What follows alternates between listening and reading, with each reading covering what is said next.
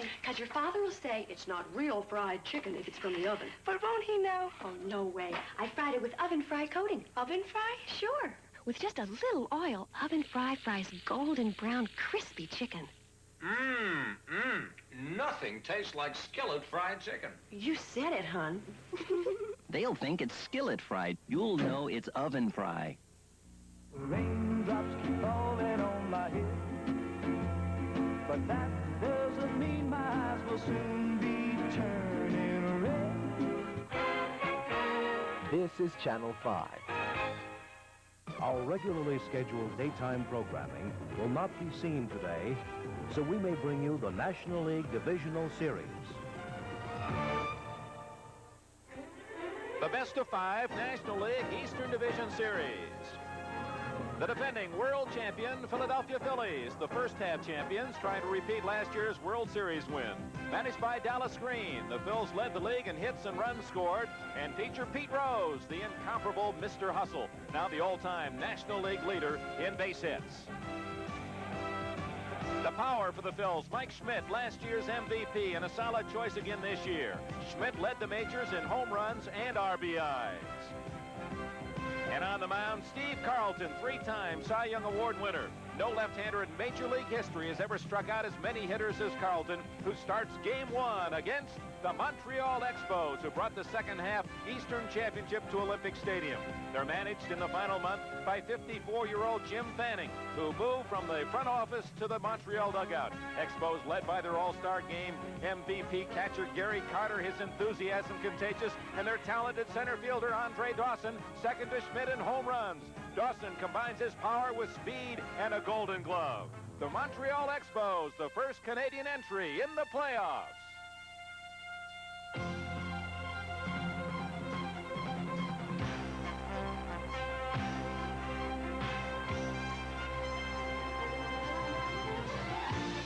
NBC Sports presents the National League Division Series.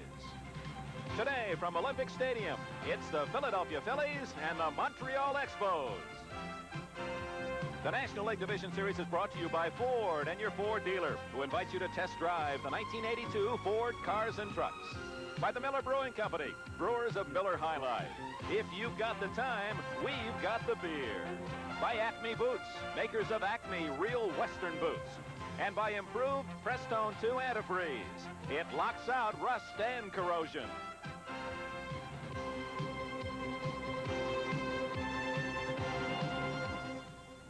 Olympic Stadium, Montreal, Canada. Weather permitting, Game 1 of the Division Series between the Montreal Expos and the Philadelphia Phillies. Hello, everyone. I'm Dick Enberg, and this is the start of the playoffs in a most unusual 1981 National League season, featuring, of course, the 50-day strike that separated the first and second half winners, but a year in which there were some outstanding highlights. Steve Carlton, now the all-time National League pitcher in strikeouts. Pete Rose, now the all-time National Leaguer in hits. And, of course, Nolan Ryan with an unprecedented 5th no-hitter. And there was even some magic in the old-timers department. Our partner today, Tom Seaver, fashioned a 14-2 record at the age 36, and that also was an outstanding moment in National League 1981. Well, Dick, thank you very much. It's a pleasure to be here. I certainly would like to be here on the field, but of course, if I can't be on the field playing, it's nice to be back working with NBC again. A quick look at Montreal and Philadelphia. Can we zero in on something that will be a key to this series? Well, I think not to beat a dead horse, but as everybody might say, in a short series, pitching looks like it's going to be the key, definitely. We're going to go chat with Jim Fanning of the Expos. You have the Phillies, skipper. Right. I've got one of the principals here in this playoff, Dallas Green, the manager of the Philadelphia Phillies. And Dallas, you've gone through a second half of a season where really your ball club, a world champion ball club, has not had to win. Do you think it's going to be a problem to motivate your players, get them out there, and get them back into the mental attitude of having to win ball games? Well, Tommy, it worried me early in the second half of the season because I've got the old light bulb theory with this ball club. We've got great talent, and it seemed at times we were able to turn that talent on and score a lot of runs and do the things we're very capable of. Other days we turned the light bulb off and nothing happened, and we end up with a 0 and with an L. We didn't play very well early, but the latter part of this second half season, I've seen some of the consistency that has made the Philadelphia Phillies last year world champions, and hopefully we'll keep going in this playoff series and go right on through. One of the strong points of your ball club, the fellow that has developed in probably the best pitcher in baseball in the last 3 or 4 years, Steve Carlton, and he's on the mound for you today. He's a big part of this story here at Olympic Stadium. No question about it.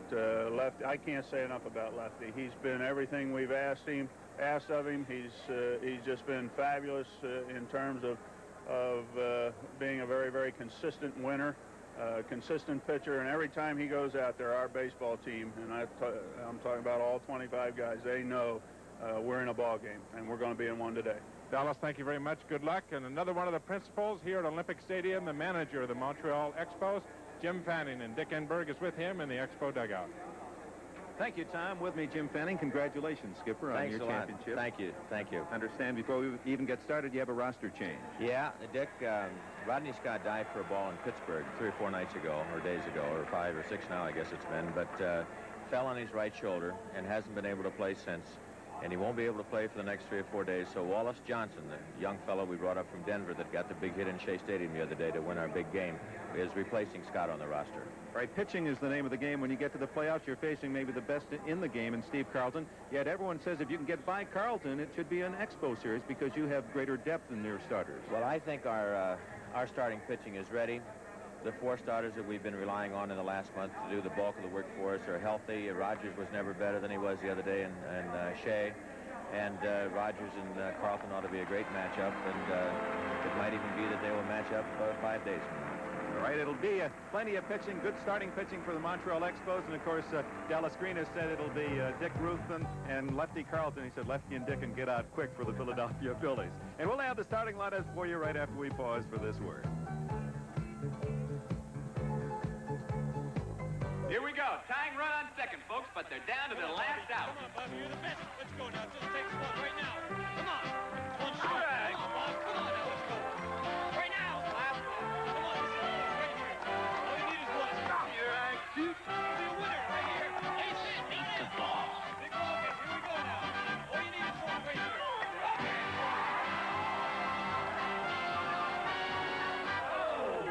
There it is, folks. Another great show by the king of his court. Hey, cheer up, kid. It's Miller time. If you've got the time, we've got the beer, Miller beer. Hey, guys, the king's here. It tastes too good to hurry through. When it's time to relax, one beer stands clear. Beer after beer. If you've got the time, we've got the beer. You're the best. Thank you, Bobby. Miller beer. We'll open your eyes to a rainbow. Open your eyes to sound. We'll open your eyes to tomorrow today. Just take a look at RCA. We'll open your eyes to remote possibilities. Open your eyes in hundreds of ways. We'll open your eyes. Open your eyes. RCA. Big League Tips from the Baseball Bunch. Okay, where it's going to go. How to play first base. See, if you catch the ball here, it's not as fast as you catch the ball here. You catch the ball there. See, that's that much. How many times have you seen a guy safer out by that much? So you have to go to the ball. If it's a perfect throw, just go right to it. All right? Come on, you got a good iron mic out there. Go to it. That's it. The preceding message was furnished by Major League Baseball. The weather, game 1 in Montreal, wet and cool in the 50s. It has stopped raining. It had been raining since yesterday when Philadelphia began batting practice and could not complete it. But no rain at the moment, and hopefully we'll get this one in. A crowd, we'd guess 35 to 40,000 to see the Expos and the Phils, and here's the starting lineup for the world champion Philadelphia Phils. Leading it off in center field will be Lonnie Smith, currently in a 23-game hitting streak. Batting second, Pete Rose, the National League all-time hit leader. In the third spot, left fielder Gary Matthews ripped his way through September, hitting .451, raised his average to over 300. Cleanup hitter at third base, the National League home run and RBI king again this year, Mike Schmidt. In right field, veteran Dake McBride. The catcher from the University of Texas, Keith Moreland. Veteran shortstop, the dean of the Phils, batting 7th, Larry Boa, in his 12th year in Philadelphia. All-star second baseman Manny Trio will hit 8th. And on the mound, left-hander Steve Carlton. Carlton with a 13-4 record this year. Defensively for the Expos, they'll align themselves this way. The battery of Rogers and Carter around the horn. Parrish at third, Spirer at shortstop, Manuel for the injured Rodney Scott at second, Cromartie at first. The outfield left to right, White, Dawson, and Wallach.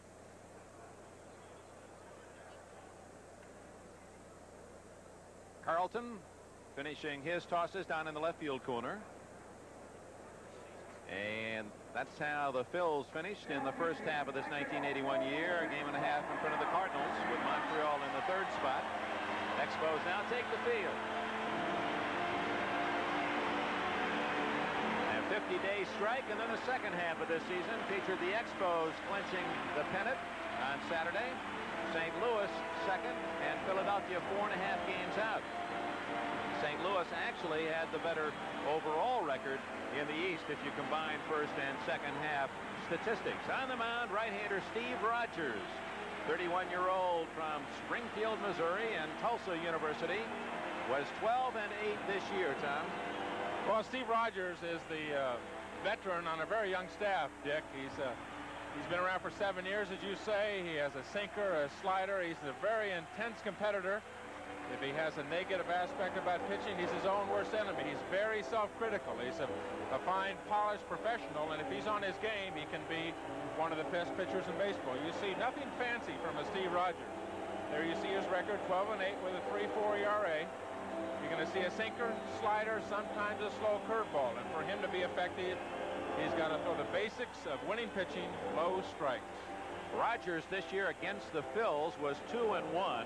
16-14 lifetime. He pitches with one advantage, and that is working in Olympic Stadium, where the Montreal Expos posted the best home record of any National League team. They were 38-18. And interestingly, against Carlton, they've had some great duels. They've pitched 13 times against each other, 3 no decisions, and Rogers has won 5 and Carlton the other 5. Well, it's funny, if you look at Rogers this year against the Phillies, he had an ERA of 5.02. He was 2-1, but one of the games that he did win, he won 9-6.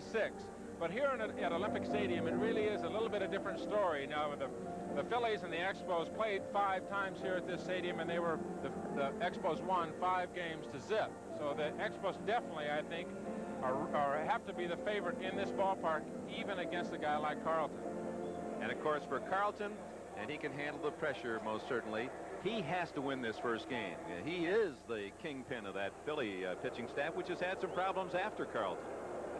Set to go in Montreal, and a special moment for the fans here in Quebec. First time this Canadian team in the playoffs. Lonnie Smith leads it off for the Phils. Slides it low and away. How about the weather itself? It is cool, it's wet, the field is damp.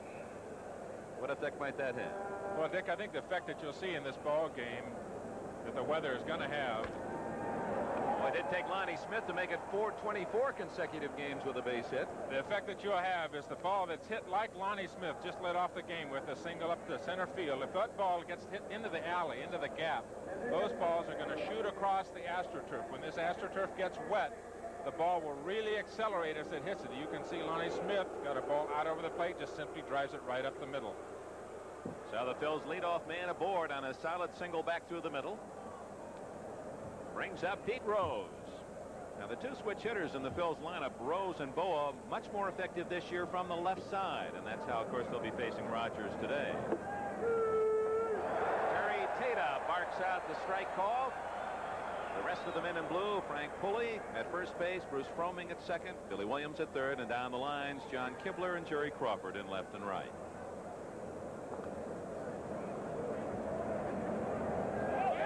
Runner goes, and it is a foul ball to left as Rose tried to punch it the opposite way. The interesting thing here, Dick, I think the Phillies, who we talked to Dallas Green about in the second half of the season, went through almost like an extended second spring training. They really didn't have to win. And I talked to some of the writers that cover the Philadelphia during that period of time. They said they didn't run much. They didn't hit and run much. It will be interesting to see if they do try to run on a Gary Carter, if they do try to put the hit and run into operation. Rose, another banner season for this veteran 40-year-old. Up the middle could be two. Manuel to Spire, double play.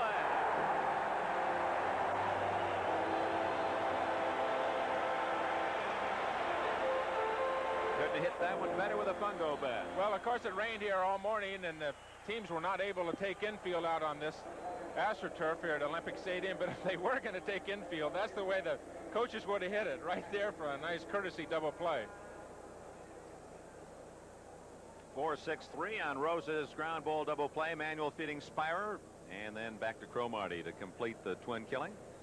Brings up Gary Matthews, a left fielder, hitting .301 on the season. Acquired at the end of spring training from the Atlanta Braves, and a very solid purchase for the Phils. And a good September. Hit .451 the last 17 games to raise his average up over 300. To right field, and that's the rookie Wallach. Can't make the play as that ball kept tailing away from him. And Matthews with a possible inside the park home run. And they're going to hold him at third base. Matthews with a triple into the right field corner, and fast support help from Andre Dawson to keep that one from being a home run. Well, the ball gets by the right fielder. The funny thing about this ballpark is the walls down in the corners are not at right angles. Here's a shot at Gary Matthews. Hits a fastball out over the plate and pops it down the right field line. You think that with the speed that a Gary Matthews has, you've got a chance for an inside the park home run. I think the only reason that he was held up at third base by Lee Ilya is the guy that's stepping into the box right now, Mike Schmidt behind him. So a single by Smith, Rose a double play ball, but Matthews with a triple the opposite way. And here's Mike Schmidt. Schmidt for the 5th time in his 9-year career leading the National League in home runs. And he's most proud of that first statistic, average first time over 300, 316.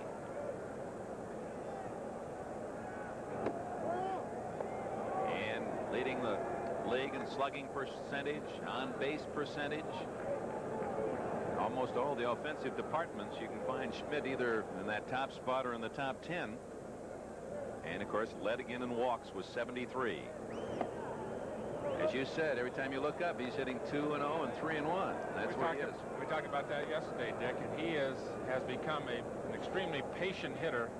Knows the strike zone, knows how pitchers are certainly going to work to him, and pitchers are very careful when they do work to him. And he hits more with a 2-0, 3-1 count, I think, than anybody that I've seen in 15 years in the major leagues. Takes that 2-0 pitch high. Outfield playing deep with respect and straight away for Schmidt. And that's something else that's a bit of a change. The fact that Schmidt's using the entire field and not trying to pull everything. They have to cover that right field area as well, where normally they'd be able to play him dead to pull. Steve Rogers certainly may be pitching around him here. He's got 2 outs. He may be looking in the on-deck circle for his 3rd out. Ball 4. So on 4 pitches, Schmidt is aboard. And that brings up Bake McBride. So you go from a .316 hitter with 91 RBIs to McBride, who hit .271 this year, 2 home runs and 21 runs batted in. That's 70 less than Schmidt. Well, Dick, I think one of the important things here, the first game of this playoffs, Steve Rogers wants to get his club into the dugout without having Philadelphia score. And, of course, if you can put Mike Schmidt on first base, he will walk an awful lot during the season because pitchers will be very careful. But I think Steve Rogers looks to Bake McBride to be his out man as opposed to Mike Schmidt. Hit the inside corner with a fastball. McBride didn't like it.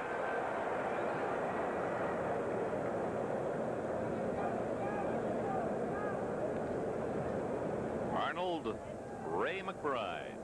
Bake because that was his daddy's nickname. He said they just called me Bake Jr. Little fake pickoff move, the fake to third, and Rogers with a thought of whirling to first, but Schmidt was anchored at the bag. That's not really a rookie you have at first base. I don't think you're going to catch him at that.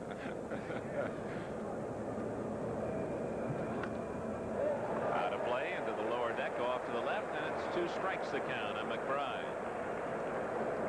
Jim Fanning took over for Dick Williams in early September and whipped his team down the stretch and into its first playoff spot. A member of the Expo front office for many years, and certainly a great deal of credit for the young talent in this organization should go to Fanning's work. Crowd looking for a strikeout. Carter looking for a possible run by Schmidt at first base. 1-2. Schmidt at first, Matthews at third. 2 outs. We're in the top of the first inning.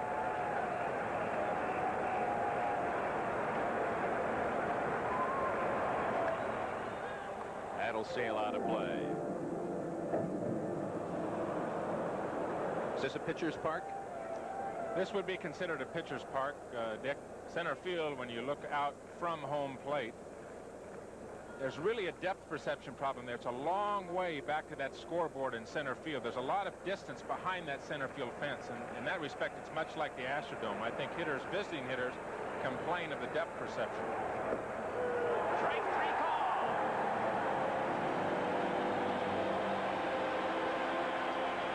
Rogers got McBride on a tough pitch. 1-2 fastball at the knees and took a bite out of the inside corner. So after a half inning, the Phillies nothing. The Expos again. Steve Carlton coming up. Who needs Dr. Scholl's air pillow insoles? You do if you work with your feet. I walk all day long. Without Dr. Scholl's air pillow insoles, I quit. I hardly take a step, but I couldn't do this without my air pillow insoles. Thin enough to slip comfortably into your shoes. And heavenly soft to cushion every step all day long. Who needs Dr. Scholl's air pillow insoles? Just about anybody who hasn't got them. Before you're sure what you're getting, cold, sinus, allergy, you're sure what you've got. Nasal congestion. Sneezing. Headache. Runny nose. Now, against what you've got, Vicks makes headway. Fact is, for all these head miseries due to cold, sinus, or allergy, you can't buy better relief than new Headway, tablets or capsules. Vicks, I'm glad you're making headway. Saturday, it's Barbara Mandrell and the Mandrell sisters with guest Andy Gibb. Then Elvis and the Beauty Queen, the shocking love story that's never been told. Saturday. Before we go to the bottom of the first inning, here's the pitch that McBride took for strike 3.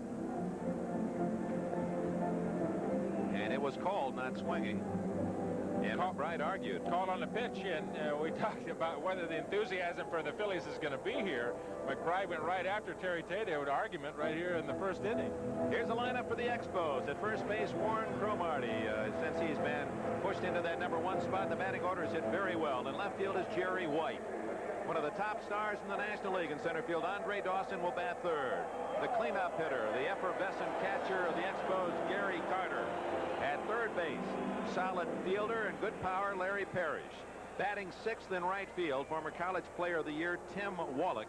Batting 7th, Jerry Manuel, the second baseman. Manuel will be in for Rodney Scott, out for at least this series with a shoulder injury. Shortstop Chris Spiro will bat 8th, and the pitcher, of course, is Rogers.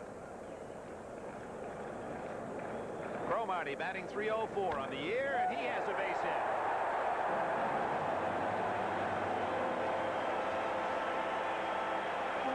So the two leadoff men do their job. Smith with a single up the middle, and Cromartie, who likes to go to the opposite field, singles to left. Jerry White, switch hitting outfielder, steps up. They bill him as the now best 4th outfielder in the National League.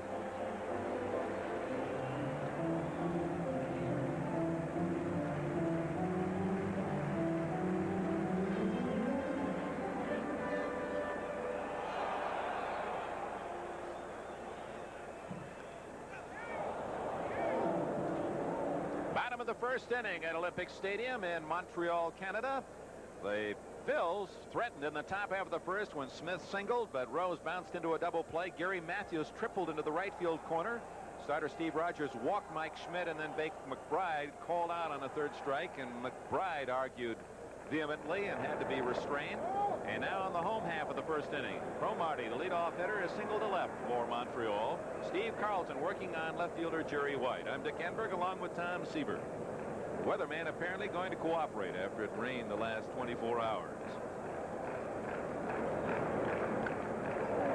So Fanning playing for one run, and Carlton gets the force at second base. And Boa apparently spiked by Cromartie on the slide as he came up a hopping. Not seriously. Jim Fanning definitely playing for a run off of Carlton. You're not going to get many runs off of Steve Carlton. He didn't break well off the mound, but he made a good strong throw to Boa. It wasn't a particularly good bunt. You're not going to get a double play on Jerry White. But Fanning's whole purpose here is to try to get the runner to second base for Andre Dawson and Gary Carter, who's going to be in the on-deck circle. But a good bunt, it didn't get him there. That brings up Andre Dawson, the center fielder.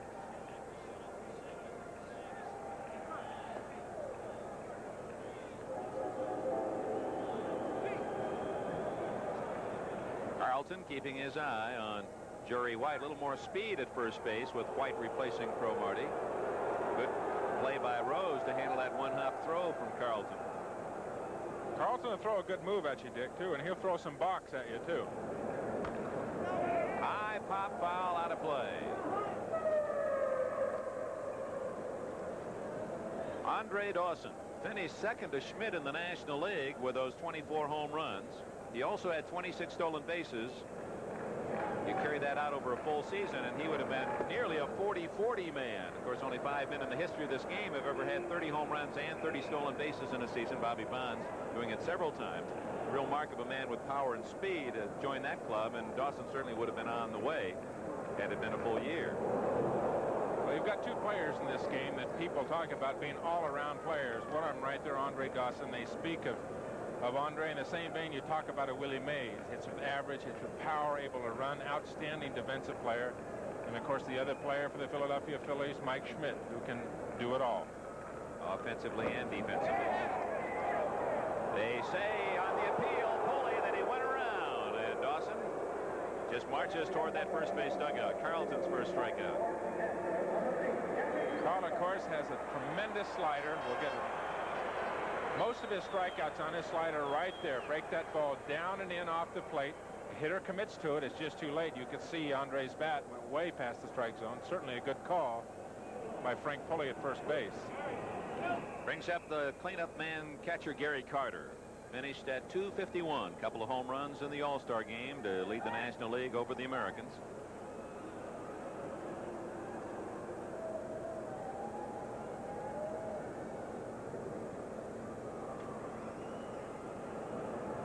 Was a tough out for the Phils. There goes the runner. Takes a good pitch. Off speed, and Jerry White has a stolen base.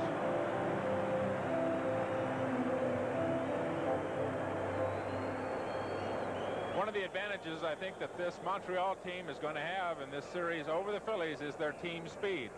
Jerry White, Tim Raines coming off the bench, able to do some spot pinch running. Their speed will be better than the Phillies.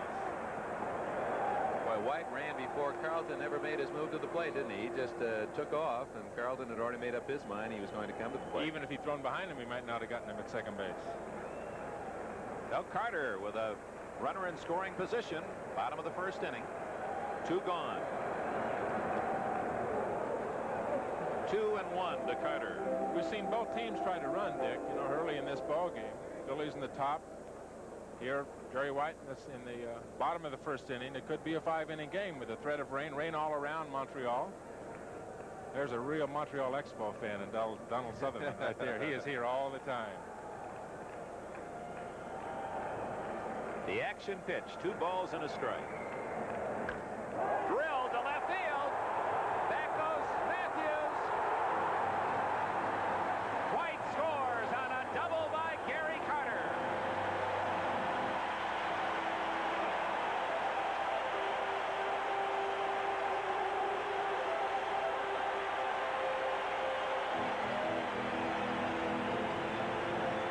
Carter gets a breaking ball. Looks like it's right in the middle of the plate, and I looked right out at Gary Matthews. It looks like he just barely misjudged the ball when it was hit. Whether he would have been able to catch it, that ball hit high up off the wall. Another shot from the center field camera. Gary Matthews with outstanding speed, but you can see that ball, a line drive, did hit up over halfway up that wall. 1-0 Montreal. Parrish fouls the first delivery from Carlton. So the Expos score in the bottom of the first inning. Your point's well taken, and a day that is certainly threatening in terms of the potential weather problems. If you look ahead to a possible shortened game, you want to get the early lead. 1 ball, 1 strike to Parrish, who hit .372 in the last couple of weeks of this year to raise his average up to .244. Ooh, just pulled that one foul past third. You look at Carlton's stats against the Expos this year. He pitched against them twice and beat them once. Another game which went 17 innings. He left after 10. It was 1-0. He only gave up 2 runs to the Expos this year in 19 innings pitched. So to get a run off him in the first inning is news. 3-time Cy Young Award winner Steve Carlton.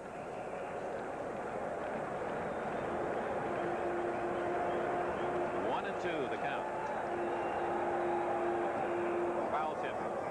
No, I guess he did not get a piece of it. And the ball knocked down by Moreland. The tag made for the strikeout. So Carlton gets a couple of strikeouts, but in between, a single, a force out on the bunt try by White. He steals second, and Gary Carter's double gives Montreal the early 1-0 lead.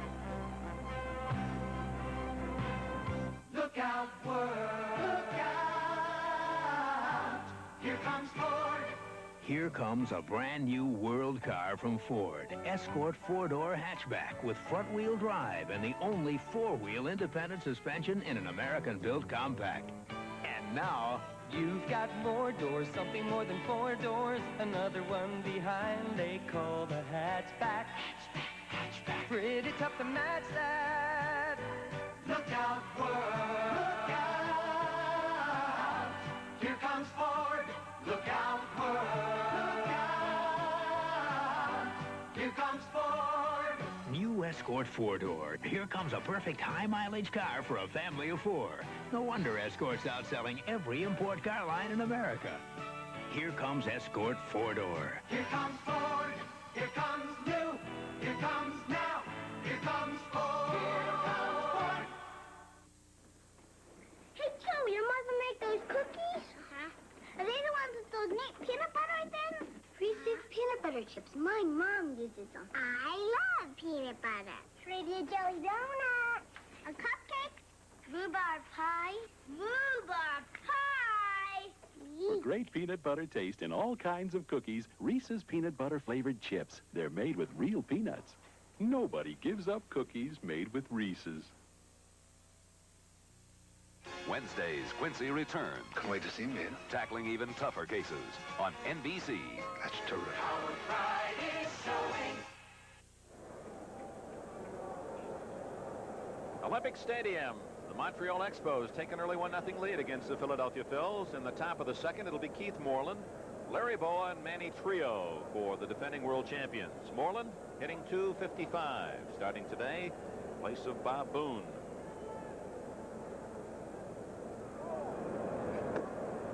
You hear it all the time, Tom, and of course you've had the pleasure of working with a future Hall of Famer and Johnny Bench. You hear Moreland, you take Moreland's bat and Boone's glove and combine that, then we'd really have something. Well, there are a few that have it, the Benches and the Gary Carter too.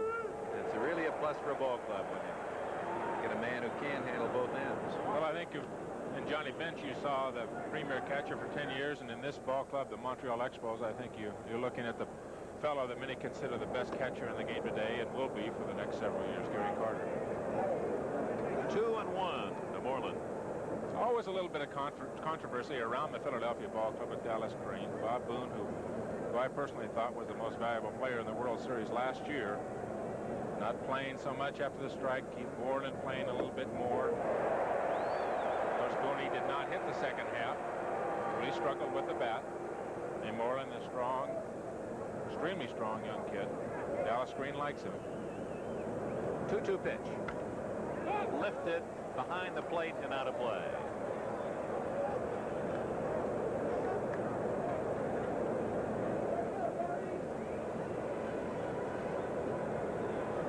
bit out in front. You could see by that swing that Rogers took a little bit off of the breaking ball. Moreland got out in front, got underneath the ball.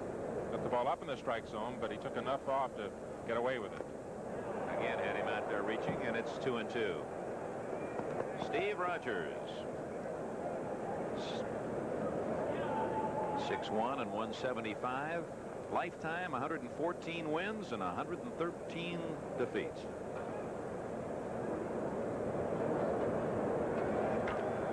Hit to deep left center. That's Dawson on his horse. Touch 'em all, and the game is tied.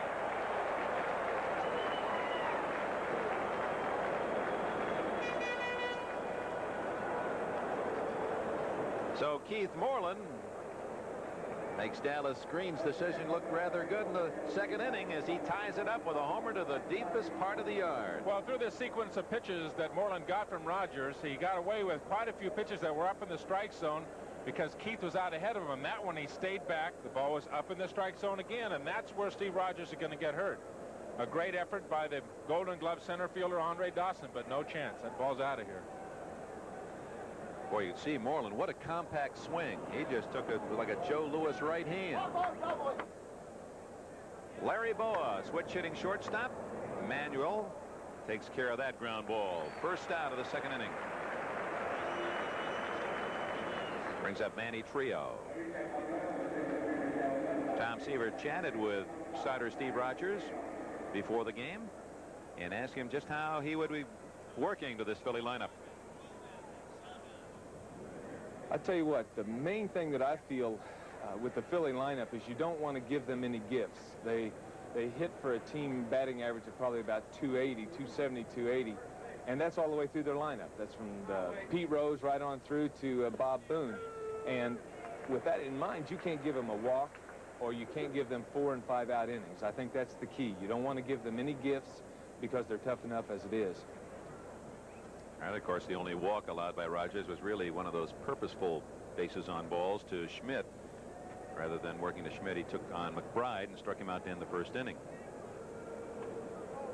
Moreland getting on the catcher's gear. Former Texas Longhorn football defensive back. He's got to feel pretty good right now.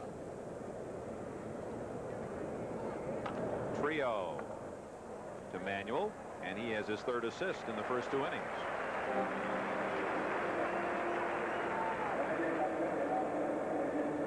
Steve Carlton, the pitcher, steps up.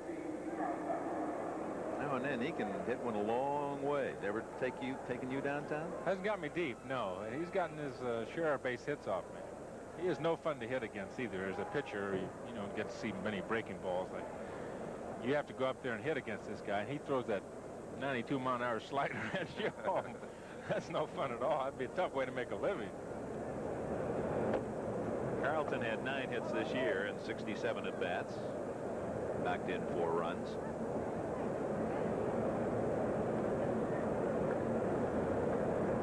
He is deceptively strong, and he's obviously a big man at 6'5" and 219, but his upper body strength is really awesome for a pitcher.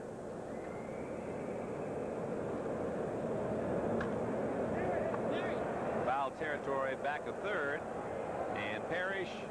Did he get it? Yes, he did. Fine play.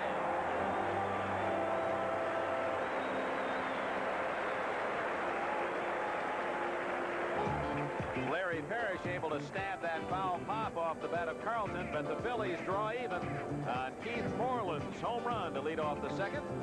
In the middle of the second inning in Montreal, it's the Expos, and the Phils even at 1.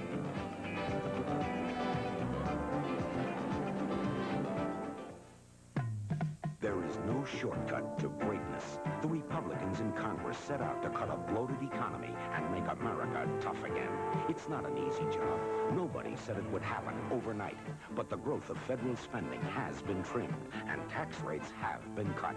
We've still got a long way to go, but you can feel something good happening out there. We're beginning to feel like winners again. Republicans, leadership that works for a change.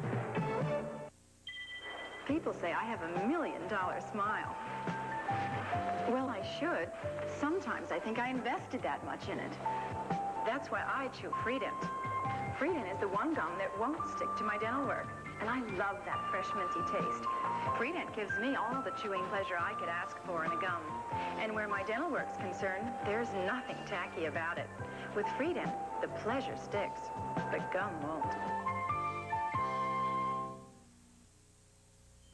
Your day is long, and your work is hard. And your boots say Acme. Your boots say Acme.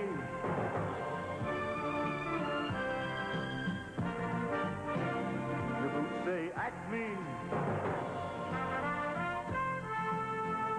Your boots say Acme, the real West. America's most innovative sports show returns Saturday with 2 World Championship fights. First, marvelous Marvin Hagler, middleweight champion of the world, battles the tough Mustafa Hamsho. Plus, WBA heavyweight champion Mike Weaver takes on the undefeated James Quick Tillis. Saturday. Last of the second inning, Carlton works to rookie Tim Wallach. Wallach with a .236 season and 4 home runs. Here are the dimensions at Olympic Stadium. Down each line, it's 325 feet, 99 meters. 114 meters or 375 feet in the alleys, and that's where Wallach sends that line drive. Wallach going to try for 2. That's what you were talking about, Tom Seaver. That wet carpet, and that ball skidded on center fielder Lonnie Smith.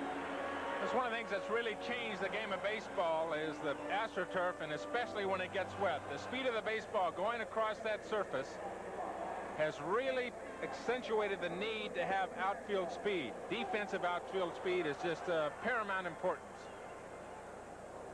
They're going to score that as a double. Wallach. Chance for the Expos to break the 1-1 tie here in the bottom of the second. Jerry Manuel up only 55 times all year with 11 hits. There's that Carlton slider. Brings it down and into the right-handed hitters. Well, he tries to get it down and in. The last pitch he got up, it was hit for a double, and the one to Carter he got up as well. But if he gets it down, he's going to be very, very tough. But he's made 2 mistakes with it. A good point that we talked about yesterday, last night as we were watching the Astros and the Dodgers plays. The big league hitters, they don't miss those pitches when you do get it up. Soft line drive to Boa for the first out of the inning. Chris Spire, Boa's counterpart, shortstop of the Expos, steps in.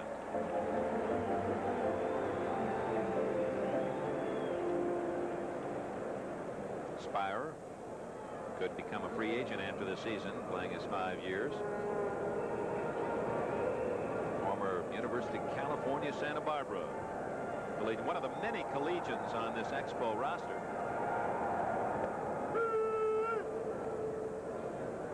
They're talking about that during the course of the series, that like a college all-star team, this Montreal club. They've really gone for the college athlete.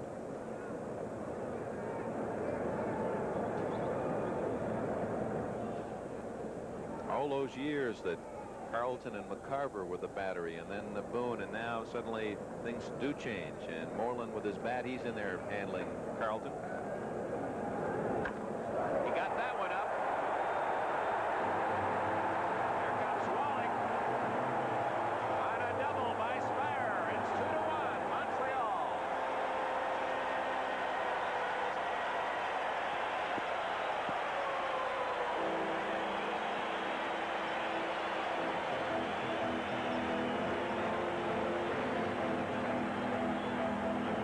About mistakes, Dick, and here's the third one that's rather obvious, a high breaking ball right up in the strike zone. Spire jumps all over it. Wallach has hit a double. Carter with a home run. We just can't make those kind of mistakes to major league hitters, and those are not the kind of pitches that Steve Carlton normally is going to make during the season. Obviously, it's obvious that he's not very sharp out there today yet. I mean, he's got to get his act together. He's still only 1 run down. He's still in the ball game, certainly, but he's got to stop making those kinds of mistakes. As you pointed out, Carlton allowed the Expos only 2 runs in 19 innings this year. He's allowed 2 in 2 innings today. Steve Rogers, he had 8 hits and 55 at bats, works out at 145, knocked in 3 runs. Chance to help himself out. In the other National League Division series. The Dodgers and Houston in the third are scoreless. That's Jerry Royce, the left-hander for Los Angeles, against right-hander Joe Niekro of Houston.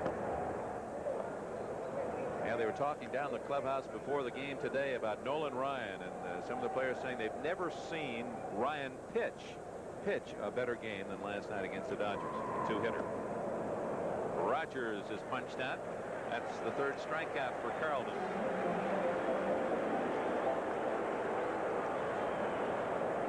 Warren Cromartie, who singled to lead off the first inning for Montreal, steps up. We asked Cromartie about his thoughts regarding the left-hander Carlton. Well, Steve called it the best in baseball, in my opinion. No disregards to you, Tom. But lefty doesn't give me anything to hit. He's going to be awful tough to hit. Throws a lot of sliders, a lot of breaking balls. Once in a while, he even drops down on the side.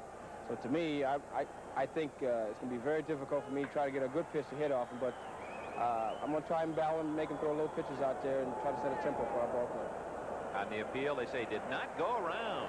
Ooh. Call made by Billy Williams at third. This guy is a bundle of enthusiasm. He's part of Montreal's Miami connection. He says they're the I-95 team. Andre Dawson and Warren Cromartie migrating north to Montreal.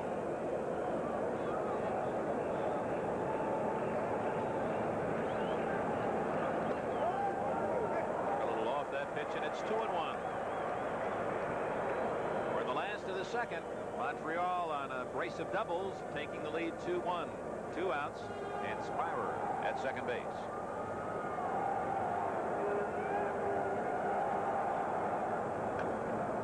Excuse me, foul ball. Well, that's what Cromartie was talking about. That was a wicked breaking ball. Not going to get much to hit. I think he's exactly right. And Carlton has thrown a lot of breaking balls, a lot of curveballs, and a high percentage of sliders. He really believes in that slider. A lot of pitching coaches that tell you throw that slider too much, your fastball is going to go out the window. But it's been so effective for Steve, he certainly relies on it the majority of the time. Just missed outside with a fastball. You can see Moreland shift outside of that pitch. And sometimes I would give a pitch away to a hitter. You see that catcher shift out there, you know it's going to be a slider. And for Carlton, he matches the 2 strikeouts of the first inning with 2 more in the second. But on doubles by Wallach and Spire, Montreal back in front. After 2 at Olympic Stadium, it's the Expos 2, the Phils 1. We'll be back after these messages from your local station. Tonight on NBC Nightly News, a follow-up on the assassination of Egyptian President Anwar Sadat. Join John Chancellor and the NBC News team. Experience you can trust. Hey, want some hot Nestle quick? Thanks. Pass this cocoa to your father? Okay. Tastes great. Here, Dad. Ellen, our cocoa tastes like it's made out of water. It is. I used instant cocoa mix. Your Nestle Quick so creamy. Made quick with milk. It tastes more chocolatey. Quick has more cocoa in it. Helen, try this Quick. Tell me it doesn't taste richer. Mmm.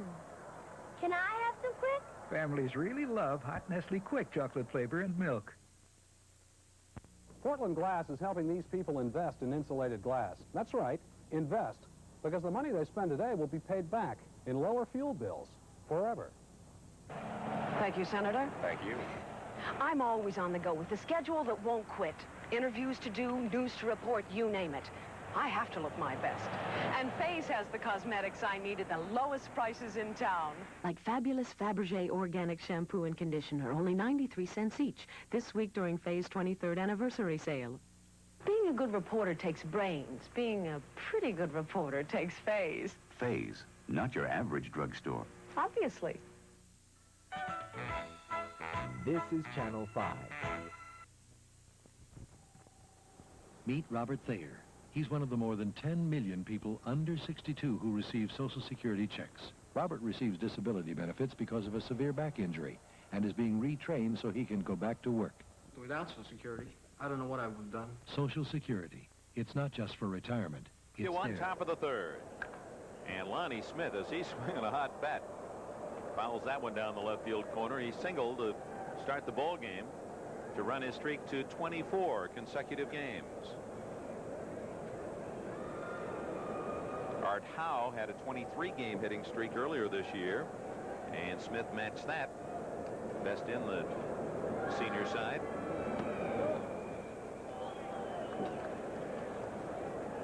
At the Astrodome, excuse me, Tom, you just want to duck in no score in the last of the third now. You look at the guy that Lonnie Smith replaced, and Gary Maddox, who many consider the finest center fielder in baseball, but Dallas Green really likes this young kid, Smith. Good off speed.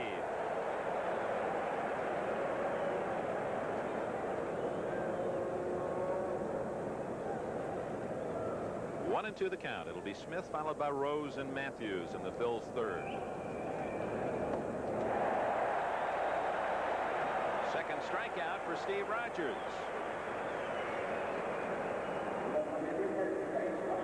Pete Rose, who led the National League in hits for the 8th time. That's an all-time record. His thoughts about his opponent, right-hander Steve Rogers. Well, he works me all around. The last time we was here, I wasn't swinging the bat real well. I went 0 for 9, but we had a 17-inning game that night. But he was trying to jam me with the fastball. But he's got a good breaking ball and a good fastball and a good sinker. And you just have to be patient with him, and he'll give you a pitch to hit.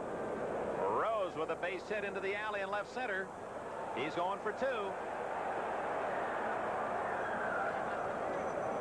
Rose had grounded into a double play his first time up. Whistles a double to left center with 1 out in the Phil's third.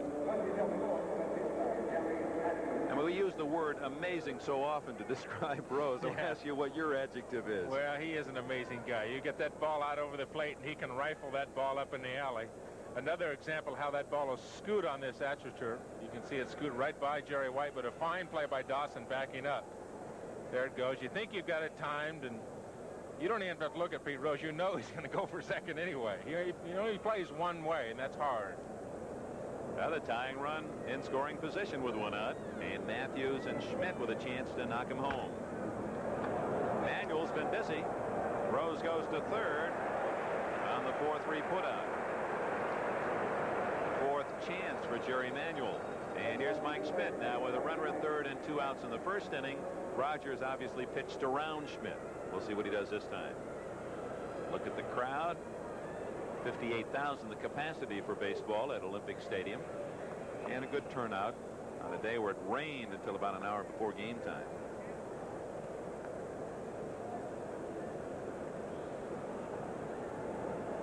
Rogers in the identical situation that he had in the first inning. The only difference being Pete Rose down there instead of Gary Matthews. One thing as a pitcher that you can do is to take one guy out of that lineup and not let him beat you. Just put him on first base, you know, go ahead and walk him, pitch around him, not an intentional walk, but pitch around him, and just tell him, go over in first base so I know where you are. But you're not going to hit the ball out. You're not going to hurt me. He did it in the first inning. I think it was obvious, and we'll see if he does it here in this situation. Well, that's 5 pitches from Rogers to Schmidt, and they've all been balls. But close, trying to get him to nibble at something bad.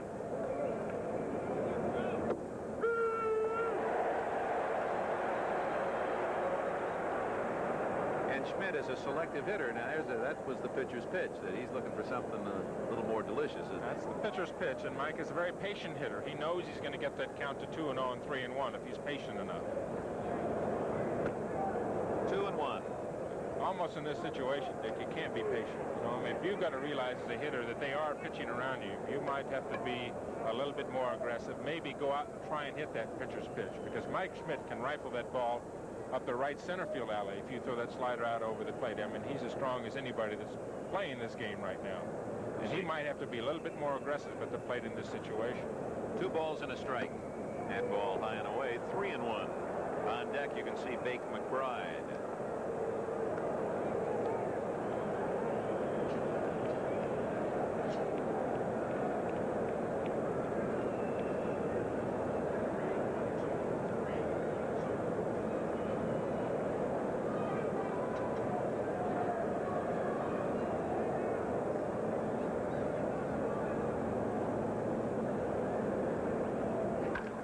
Got a fat one. Oh, what a stop by Parrish.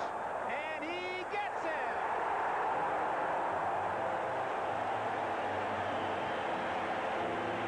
Look at Cromartie and Parrish as they congratulate each other. A bullet to third. We talked about Mike Schmidt getting 2-0 and 3-1 pitches, and there it was, and he hit it right on the nose on a wet infield, and Larry Parrish made a superb play at third base. He's a fine defensive third baseman. Good play at both ends as Cromartie picked the one-hopper out of the dirt backhanded. And so the Phils are denied in the top of the third. It'll be Dawson, Carter, and Parrish in the last of the third. Only one thing is tougher than the Pittsburgh Steelers, the Pittsburgh winter cold. But Alka-Seltzer Plus cold medicine is a great defense. The Pittsburgh cold hits you all at once. I had a really, really bad headache. My head was stuffed up and congested. My nose was running. Alka-Seltzer Plus cold medicine. Fast relief for the Pittsburgh cold. Fast relief for you. Alka-Seltzer Plus will make you feel a lot better. The Alka-Seltzer Plus really does work. When you're going to have a cold, you take the Alka-Seltzer Plus and chicken soup. Gave birth to 3 babies. Yeah. All on the same day. Yeah. And ever since, birthday presents have been a big problem. Yeah. Jerry White leads off. Last of the third inning for Montreal. Let's go back quickly to the play made by Parrish to end the Phils' third inning. Well, it's tough to tell whether it's self-defense or what. Larry Parrish has made the play of the game right there. The tying run, as you see Pete Rose on third base and throws out Mike Schmidt. Schmidt hit an absolute rocket to him. White fouls it away, and the count is 1 ball and 2 strikes on the left fielder of the Expos. He tried to sacrifice in the first inning after Cromartie had singled. Was safe on a fielder's choice, stole second, and came home on Carter's double off the left field wall. Base hit.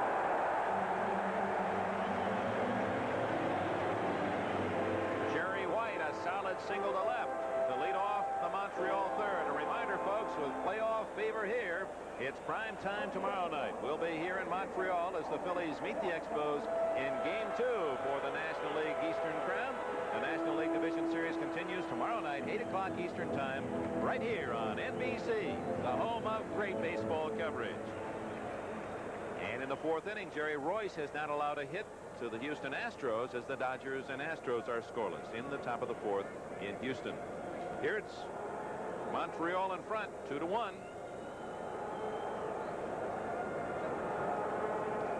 The batter, Andre Dawson. He was called out on strikes his first time up. Actually went around on a check swing.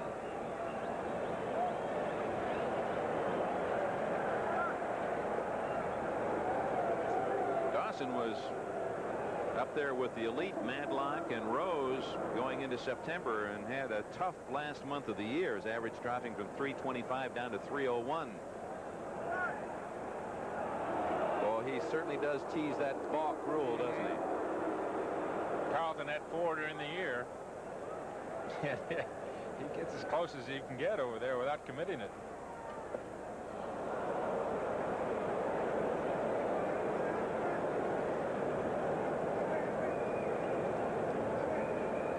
Good matchup. Power against power. Carlton and Dawson. White with no one out at first base.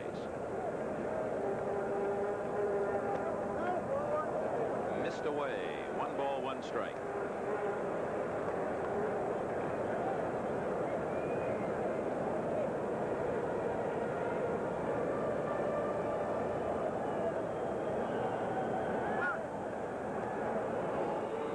Dawson is now the highest paid athlete in all of Canada.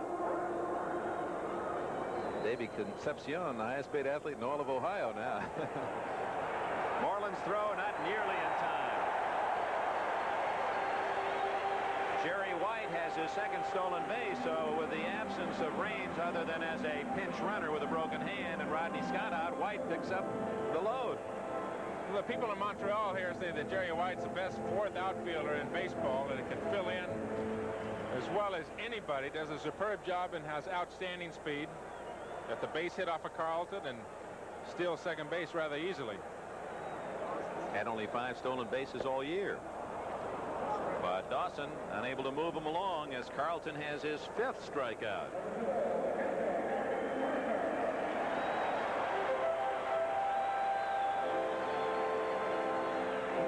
Gary Carter, the hitter. He doubled off the left field wall his first time up. Carter. Tom asked him, what makes Montreal tick? I think what makes the Montreal Expos tick is just certainly the fact that we've got a great deal of character, a great deal of heart. We've got an excellent pitching staff, and our overall talent is excellent as well. We've got some key figures there. We've got some good speed, and that's the reason why we're there today. Now you heard the boos in the background as Carlton is going to walk Carter intentionally. Set up the possible double play, and turnabout's fair play. Schmidt, they worked around Schmidt in the first inning, and now the cleanup man for the Expos, Carter, is walked intentionally. Steve Boros, the first base coach, talking with Carter. One out, and Larry Parrish, the man who made that defensive play, gets a hand from this crowd.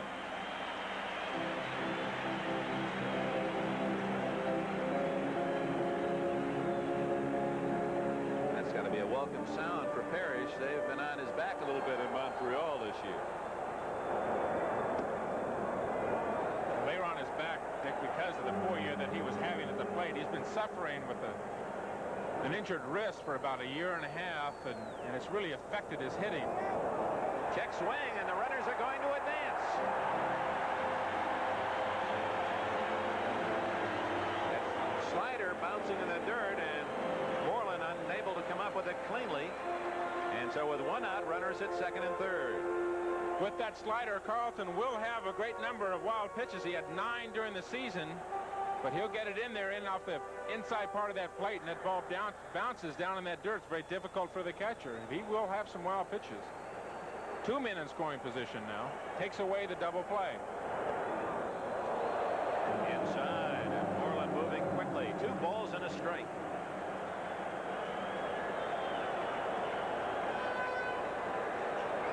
Infield, as you can see, in tight, Schmidt, Boa, trio, and Rose.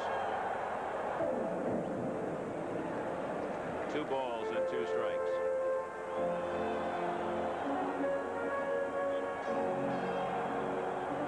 Now Parrish coming on at the close of the year and delivering some big hits. Again, Moreland skidding inside. Parrish said that with that bad wrist, he tried to make a lot of adjustments in his movement to the ball, started lunging. He's a good hitter. If he'll take the ball and try and hit it up the middle or go to right center field with it. If he doesn't do that, then he's in trouble. 1 out, runners at second and third. 3-2 pitch. Ball 4.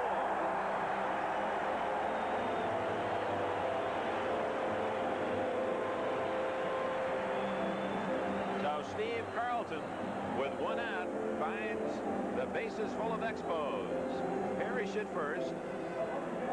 Carter, who was intentionally walked, moves to second. Wide at third, and the batter is Tim Wallach. He hit a double to left center his first time up. Former All-American at Cal State Fullerton. Oh, and a good cut at that one. It's one of the few fastballs you've seen Steve throw into the strike zone. Steve is, you know, not seen from Steve Carlton the kind of performance that we would expect from him yet today. Ooh. And we're having some activity now in the Philadelphia bullpen. Mike Crowley begins to tune up.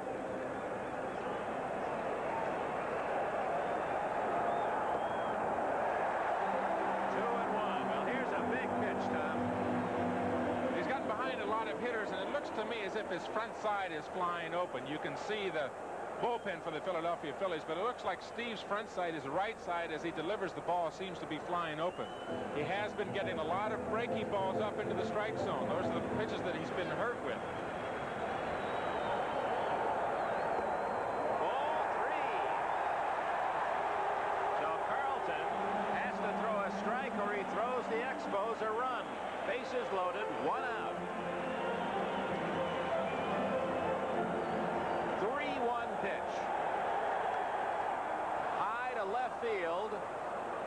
Tagging is White, but Boa goes out into shallow left to make the catch, and everyone will hold tight. So Wallach had a 3-1 fastball, but couldn't drive in the run.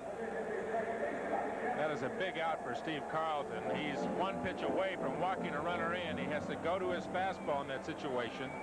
3-and-run right down the middle. Wallach gets under it a little bit.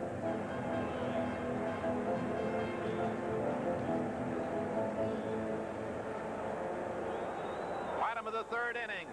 In Montreal's Olympic Stadium, Steve Carlton giving up a run in the first, another in the second, and now has the bases loaded, 2 out in the third. The Expos lead the Phils 2-1. A home run by Keith Moreland had tied the game for Philadelphia in the second after the Expos scored in the first inning on a single, force out, and a double by Gary Carter. Then doubles in the third by Wallach and Spire gave Montreal a 2-1 lead. Now in the third, bases loaded, and Tim Wallach has just popped to short on a 3-1 pitch. As Carlton now with 2 gone and facing Jerry Manuel. He sent a soft line out to shortstop his first at bat. 1 ball and 1 strike. Henry Tata's strike call reverberating around Olympic Stadium.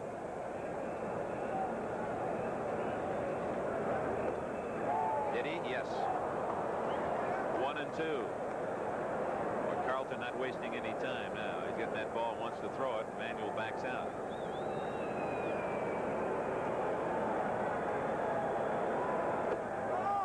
Outside 2 and 2. Manuel's in there as a starter. Rodney Scott, who injured his shoulder about a week ago, diving for play in Pittsburgh, taken off the active roster just prior to the game.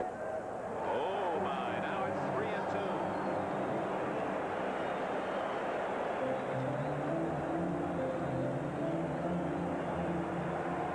Bases loaded. The runners go.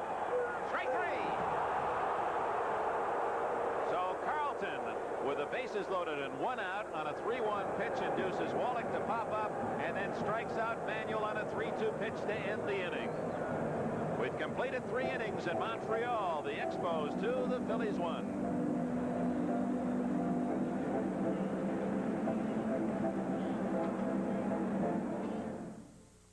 Don isn't too good at making breakfast, but last night I gave him an A in English.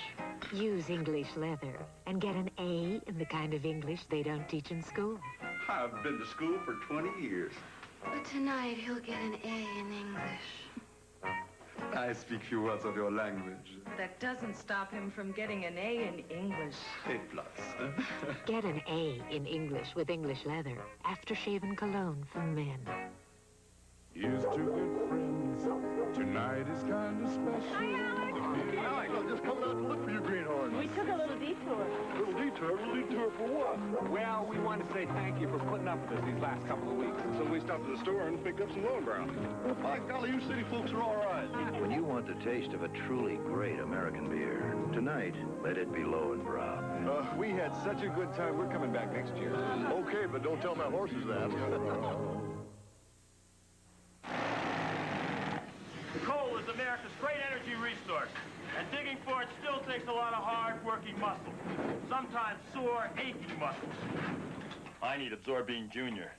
Just massage it in. Its warmth penetrates, soaks deep down, relaxes and loosens up sore, stiff muscles. I use Absorbine Junior once in a while when I get a touch of arthritic pain. Ah, great. Use Absorbine Junior. It's hard-working medicine for sore, aching muscles. Betty Davis in Family Reunion, a triumph of the human spirit. Can she bring together 4 generations split by greed? A world premiere Sunday on NBC. What's the old Victor Borga line? Pardon my back, but pardon my front. Dick Enberg, Tom Seaver. We're at Olympic Stadium. This is our point of view as we look out at Steve Rogers facing Bake McBride, Keith Moreland, and Larry Bowa. The top of the 4th inning, 2-1 Philadelphia. Well, again, congratulations, Tom, on your great season, 14 and 2. Well, as you say, not bad for an old guy. Yes, sir. Like good wine. I imagine you're happy about the news regarding Concepcion's signing. The Reds could ill afford to lose his talents. The news last night coming out of Cincinnati that David had signed a 5-year contract, and that's outstanding news for our ball club. He is a prime player for us. McBride slashes 1 foul. Don't forget, tomorrow night, 8 o'clock Eastern Time, it'll be Game 2 of this series. Right-hander Dick Ruthven, 12 and 7, scheduled to go against right-hander Bill Gullickson of Montreal. All of it right here on NBC. Well, Manuel had to earn his way today. That's 5 chances for the second baseman. Rodney Scott, who is the normal second baseman here, everyday second baseman for the Montreal Expos, is rated as an outstanding second. Two fine second basemen in this game in Trio and Rodney Scott, but Jerry Manuel making it look easy out there. Now McBride out on the ground ball to the second baseman, and here's Keith Moreland. He homered over the center field fence his first time up. Understand that Jerry Royce of the Dodgers, now working in the 5th inning in Houston, has not as yet allowed a base hit. No score in that game. That's the kind of pitching that Steve Rogers is going to be effective with. Strikes low in the strike zone.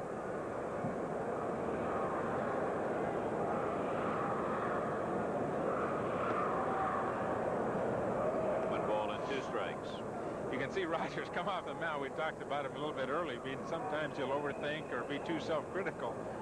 An 0-2 pitch, which you're certainly trying to set something up. He throws a good low pitch out of the strike zone, and he's pointing to his left shoulder. Boy, I got to keep my left shoulder in it. Of course, it could be a little bit of theatrics for the hitter to look at, too. Let the hitter have something to see out there. Of course, Moreland took him deep last time at the plate. After fouling off a couple of pitches on the corner, he got one he could handle. 1 ball, 2 strikes. Whoops.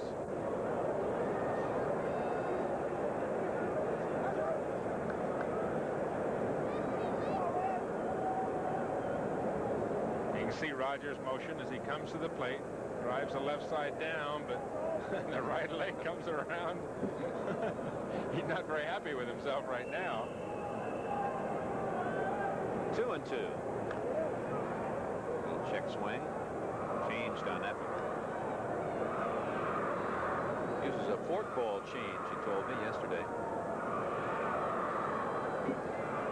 They've got a youngster in that bullpen, Montreal, Tom Gorman, who throws about 80% forkballs, and they say he can make it go left, right, and down, and really high on him. Solid shot to left center for Moreland, and he's 2 for 2. And you can see again that ball really picking up speed on the wet carpet.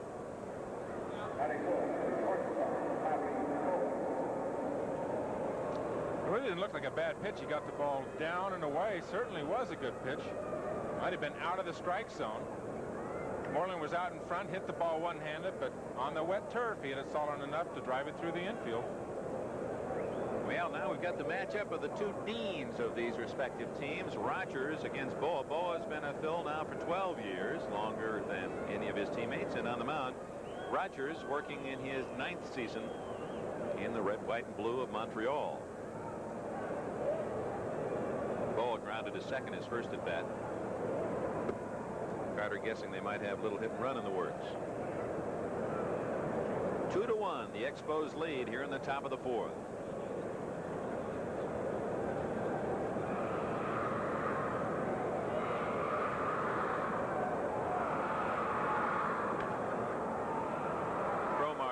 Take it himself with a second out as Moreland moves into second base.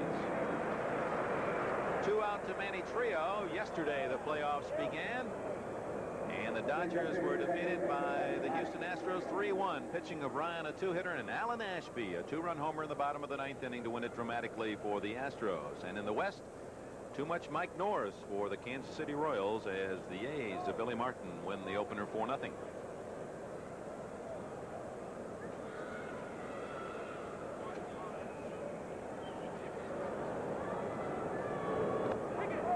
Good stop by Carter. It always amazed me when you consider the plays made by infielders and outfielders with the big gloves, and then the catcher with that big pancake, and how he can able to scoop up one hoppers left and right and make it look so easy. Well, the guy that can make it look easy is Gary Carter, probably the finest defensive catcher in the game. For a big man, the mobility that he does have is truly amazing. He's no small fella back there. Great hands. Low again, and it's 2-0 to Trio. Of course, the pitcher Carlton is on deck, and with first base open, Rogers working delicately to Trio. Better hurry in this weather. It won't be a hot dog.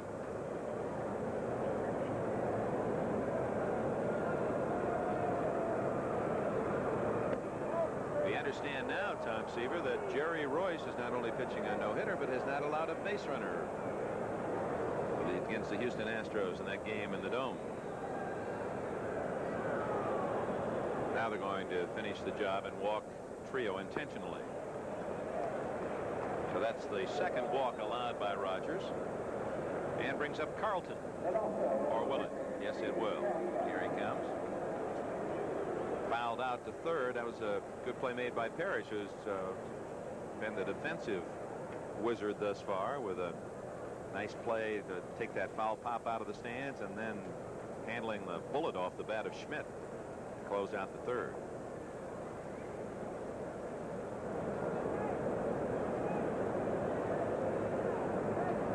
Two on, two out, 2-1 Montreal.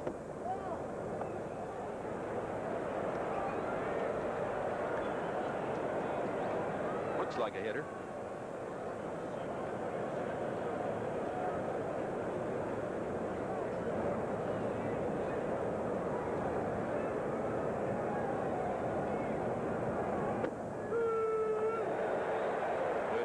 Two pretty good pitches in a row right there. The first one maybe just a hair inside.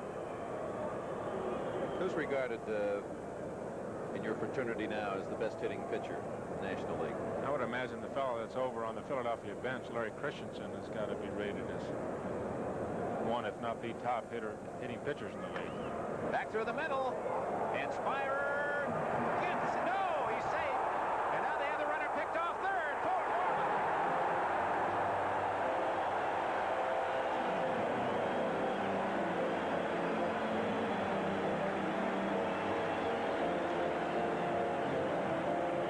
Carlton gets fastball up and out over the plate, and it looks like it's going to be a routine play at second base.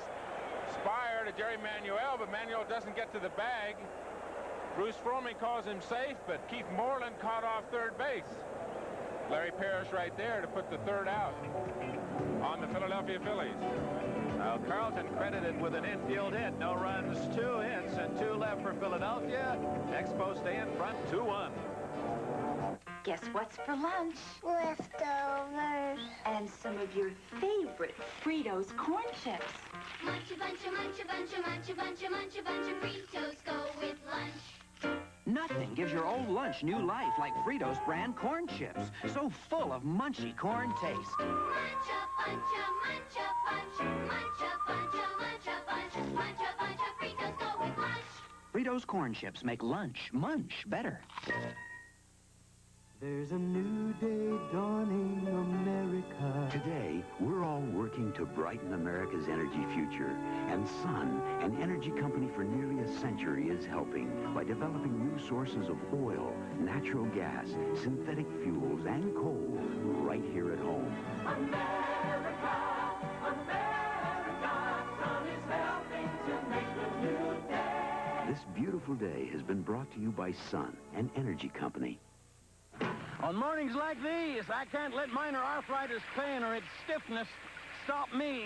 So I turn to the warming power of Bengay. Bengay warming power works fast. I rub in Bengay and feel that good old warming power deep, right where it hurts, breaking up pain and its stiffness for hours of relief. No wonder Bengay's America's #1 selling arthritis rub. It's got warming power. When arthritis pain grips you, break the grip of pain with Bengay. America's most innovative sports show returns Saturday with 2 World Championship fights. First, marvelous Marvin Hagler, middleweight champion of the world, battles the tough Mustafa Hamsho.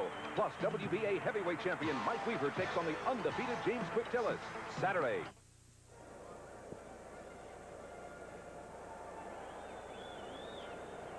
It's got to be a bad play by Keith Moreland there, Dick. You think about it, going around that bag. You either got to go all the way or stay close enough to the bag where you can't get thrown out on the play for second base. A good heads-up play. Let's look at the defensive aspect. Good heads-up play by Jerry Manuel at second. No, it's Chris Spire. It's his double back in the second inning. The difference in the game at the moment as Montreal leads 2-1. Grew up in the Giants organization. There's Uncle Charlie, 1-1. The Dodgers and the Astros scoreless now in the bottom of the 5th inning. Jerry Royce working on a perfect game. they'll have the day off tomorrow, those two clubs. And Montreal and Philadelphia will play game 2 here tomorrow night. And on to Philadelphia Friday, Saturday, Sunday if necessary. Off the mask of Moreland. 2-2.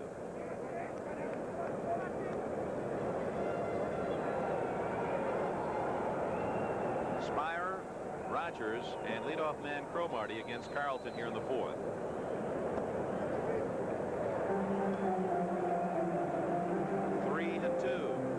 Carlton has struck out 6, 2 in each inning, and he's walked 2. He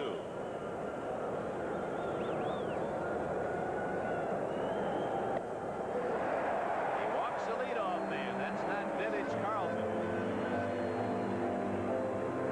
Reminder, next Sunday, join host Brian Gumbel for NFL 81. All the highlight scores and late-breaking news from all the games and regional NFL action on NBC, featuring 2 keen rivalries, the Browns and the Steelers in Pittsburgh, and the Raiders take on the Chiefs in Kansas City.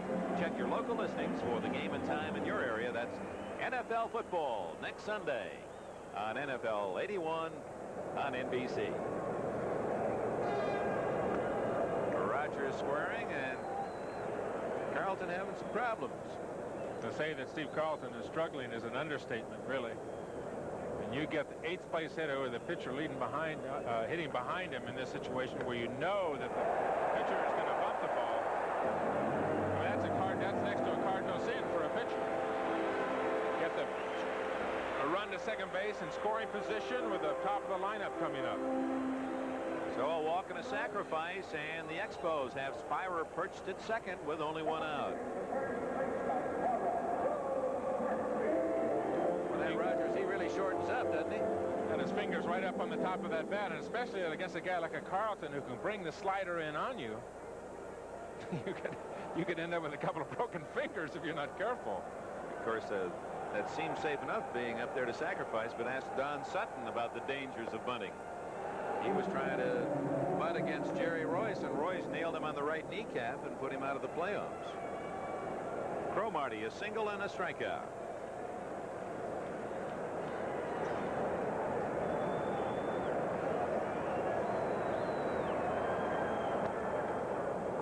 Strike. 1-1. Well, we've had action in every inning. Kind of pitching matchup, we expect to see a lot of 1, 2, 3 innings, but that's not been the case. Neither pitcher has been able to knock down the side in order yet. There's the first fastball that Warren Cromartie has seen off of Steve Carlton. Last time up when he struck out, threw him all breaking balls, curveballs, sliders, everything going out away from him. 2-1. The breaking ball low and away, so it's 3-1 to Cromartie. In case you joined us late, Carlton back in the 3rd inning with a man aboard 1 out, intentionally walked Carter, but then walked Parrish to load the bases and got out of the inning only when he got Wallach on a 3-1 pitch and Manuel on a 3-2 delivery. And now he's walked the leadoff man here in the 5th, and he's 3-1 to Cromartie. Hit well down the left field line. That's trouble. Here comes Spire to score on a double by Cromartie.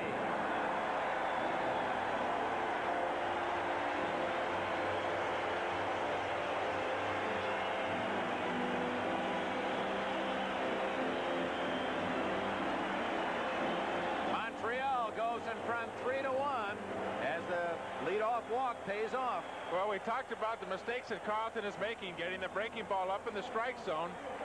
He threw all breaking balls to Cromartie last time, and here he goes with the slider out over the plate again, and Cromartie goes with the pitch extremely well. It's a double down in that left field corner.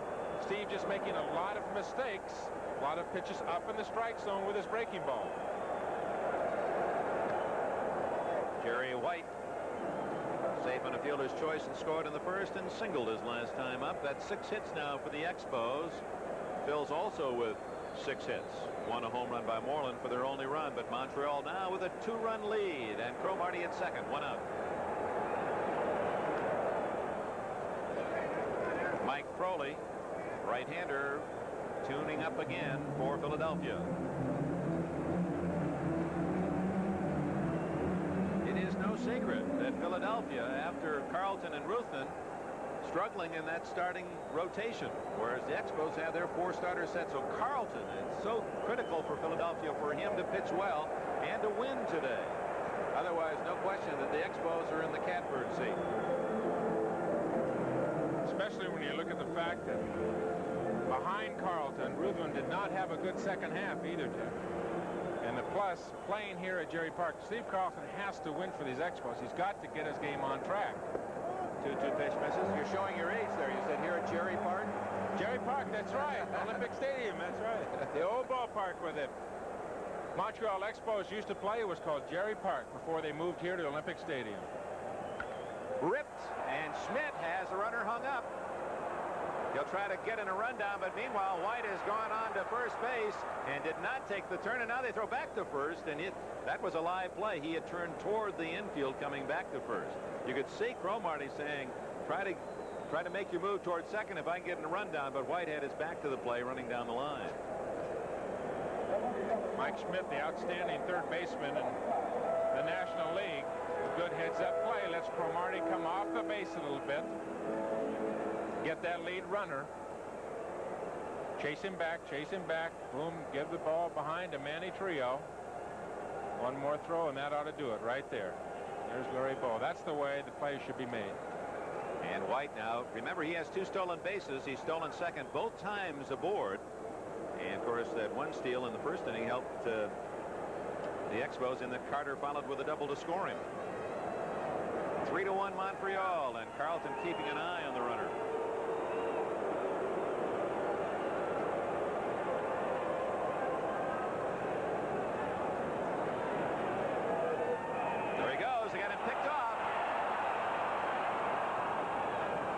Stealing. 1, 3, 4. And that's it for the Expos in the 4th. They score a run, however, on the leadoff walk and the double by Cromartie, and no one left on. After 4, it's 3-1 Montreal. Back after these messages from your local station. First Jaws, then Piranha, now Killer Fish, starring Lee Majors and Karen Black. They were lured by sunken treasure, hunted by killer fish. A TV premiere Friday. $12? Chloe, take it back. And tell those thieves it's buttered noodles. Muller's, your favorite. Delectable noodles. At a sensible price. I'll have seconds. Then you can model your new coat. Oh, Papa! Since your great-grandmother's day, the fresh, tender taste of Muller's has been winning old-fashioned compliments. Today, Muller's noodles still win old-fashioned compliments. Delectable noodles. Delectable? The best in the world are coming to Lake Placid October 8th through the 11th for Skate America. Champions from 14 countries will compete in America's most prestigious figure skating event at the Lake Placid Olympic Ice Center. Tickets for Skate America are on sale now at the Olympic Center box office, area ticket outlets, and by mail, or call today and charge to Visa and MasterCharge. Area code 518-523-3330. Competition, exhibition, and all event tickets available. Skate America October 8th through the 11th at the Olympic Center, Lake Placid.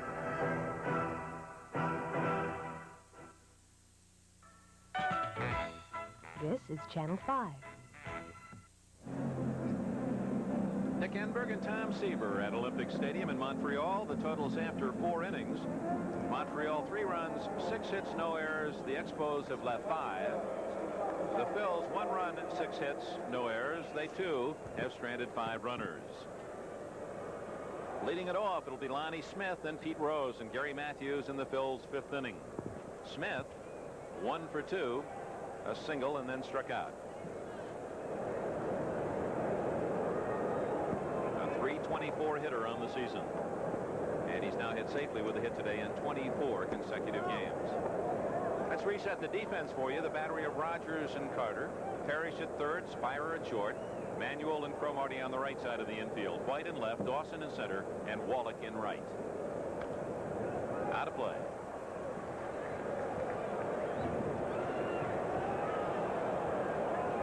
Rogers collects coins and Indian arrowheads. And, of course, here would like to collect a big scalp, get the Phillies in the opener. Well, you win that first game of a 5-game series, and you reduce things to rather simple mathematics.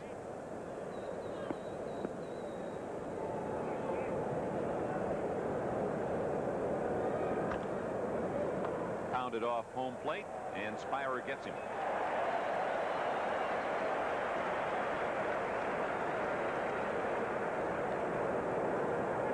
Pete Rose grounded into a double play in the first inning and doubled to left center in the third.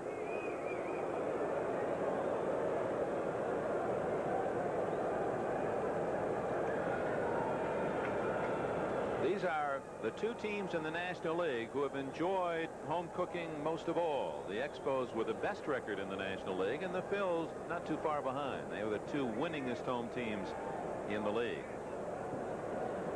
And the Phils were commenting the advantage Montreal has is that opponents usually are playing in foul weather, and they don't like it.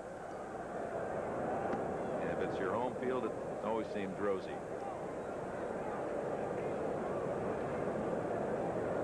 Did you look forward to coming up here to pitch in Montreal? You know, you ask that question a lot about every ballpark that I go to, Dick, and a lot of it depends on how you're throwing. The one place that I don't particularly like to pitch is in the Astrodome. It's so unusual, and it's difficult for hitters to see down there. Hitters that come in, the visiting players. Another solid base hit by Rose. Well, that was right out of his autobiography. Just hang some wash on that line drive, and that's the 7th Phil's hit, but Rogers has managed to scatter them well enough and leads 3-1. With one out, Jim Fanning checking his lineup card. Gary Matthews, a triple and 2 at-bats, is the hitter. Rogers in 3 games against the Phillies this year was 2-1. It's 23 and a third innings against him. Gave up 27 hits. Earned run average of 5.02 against the Phillies this year. But one of those games that he did win was a 9-6 win. Apparently Houston finally did get a base hit off Royce. There's still no score. In the top of the 6th in Houston. Dodgers and the Astros in game 2. Dodgers trying to even things out before they go to Los Angeles. And of course Houston looking for that big 2-game edge before moving west.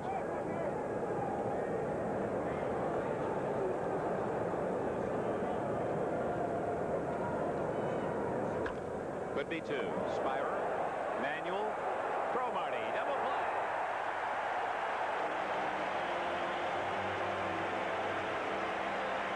No runs, a hit, no one left as the Expos turn their second double play, and we're at the halfway mark in this one. 4.5 innings in the book. The Expos lead the Phils 3-1.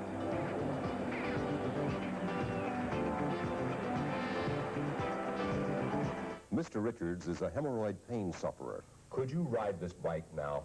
Well, I guess so, but maybe I shouldn't. Try what thousands of doctors recommend.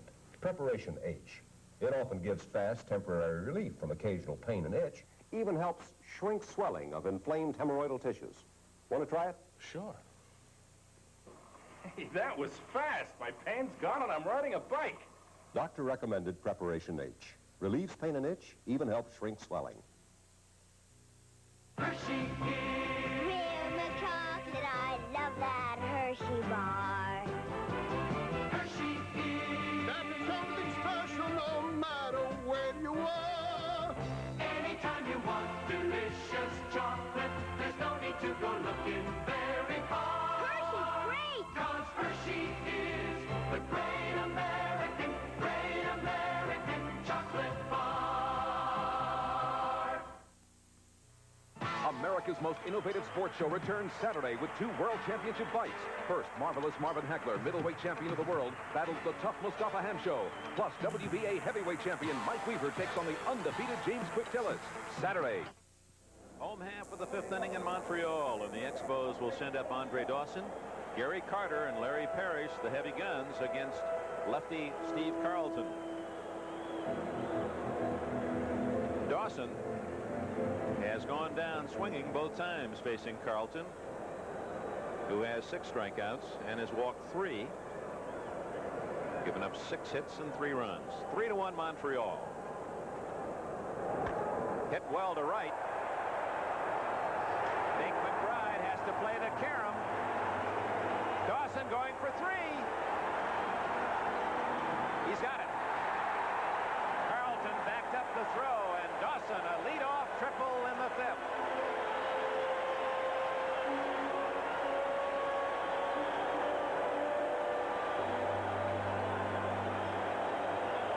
talked earlier about Andre Dawson being a Willie Mays type of player. He gets a pitch out over the plate and drives it down in that right field corner. Vic McBride couldn't get to it. Dawson, who had 26 stolen bases during the year, along with those 24 home runs, has outstanding speed. A very aggressive player, sliding headfirst into third, and there's Steve Carlton backing up the play. Good play by the pitcher. And good camera work. Gary Carter, and Schmidt holds the runner at third. Now Carter unable to deliver the run. That's one out. Brings up Larry Parrish. The Expos with a chance to add to that 3-1 lead here in the 5th inning. Parrish just struck out and walked. Dickie Thon of the Astros, the infielder, ruined Royce's bid for postseason immortality. Don Larson, about this time, threw that perfecto against the Dodgers. 1956, wasn't it?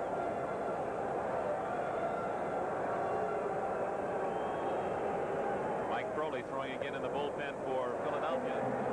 And the countdown 2-0 to Parrish.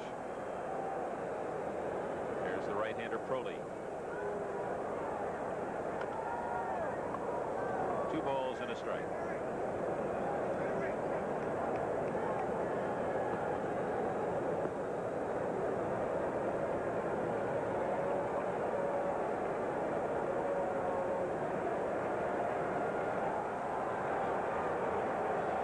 Parrish, a real savior for this ball club coming down the stretch. You talked about before, Dick. He did stick one off the shin. That's really got to hurt. But he had that bad wrist and got into a lot of bad habits. Started lunging, pulling off the ball, front side coming off. Going down that last 6 weeks, driving in 24, 25 runs. He did a fine job for this Expo team. Almost an identical swing, and the foul. You get that slider coming inside, low and inside of the right-handed hitter, and it's pretty easy to pound it off your puppy. There's a good shot of Dawson standing at third as he comes down the line. 3-2.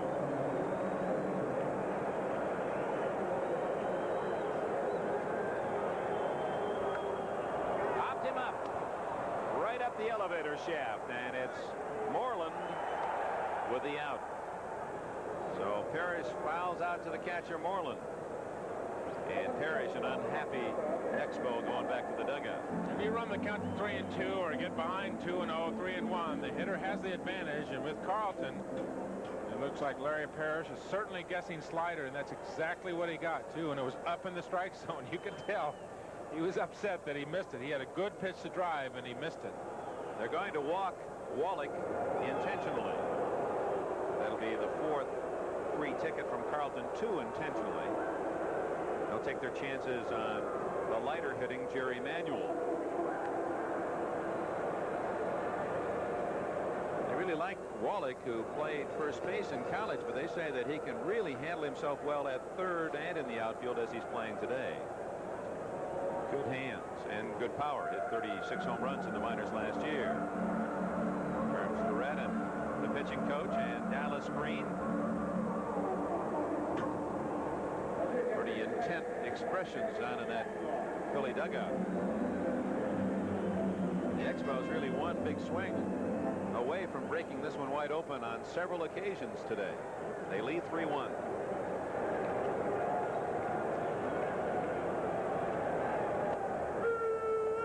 Talking about breaking the game open is where you have to give credit to the veteran pitcher like Carlton.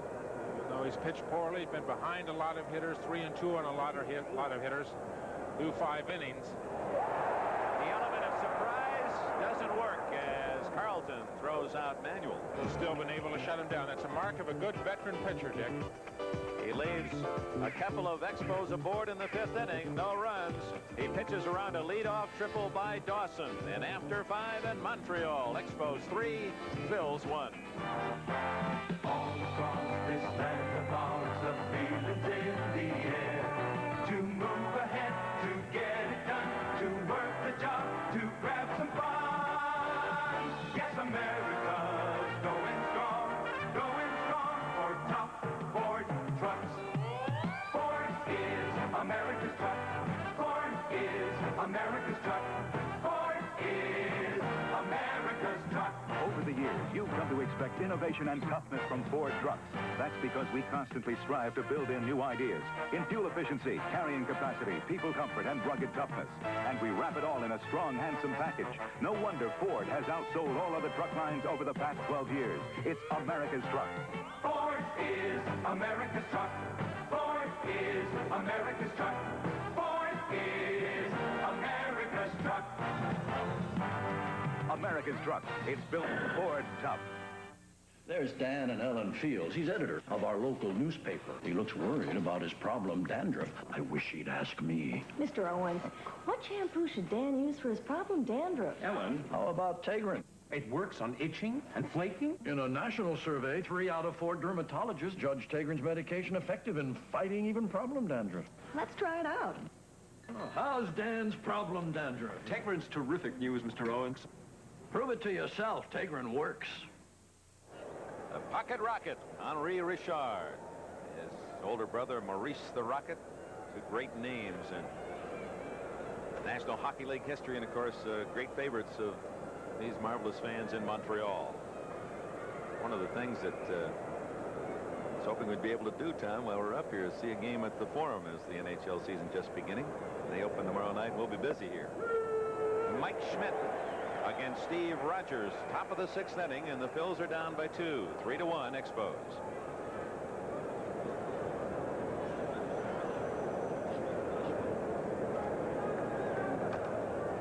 Smothers that one foul. Tom chatted with Mike Schmidt before the game and asked Mike how he thought Steve Rogers would work to him today. Well, from Steve Rogers, I'll see a little bit of everything. I'm going to try to run the count deep on him as much as I can. I don't like to swing at the first pitch when Steve's pitching. I like to try and get a 2-0 count on him, a 3-1 count. I think it's important to a hitter as myself that I wait for a good pitch to hit. And if I don't get one, to go on down to first base with a walk, because I have people coming up behind me that can do the job also. Outside, so in this case, Schmidt down 0-2, but he certainly has followed his words accurately today. He walked in the first inning patiently, 4 pitches, then he got 3-1 and drilled one to third, and Parrish made the defensive play of the game. Chase that one.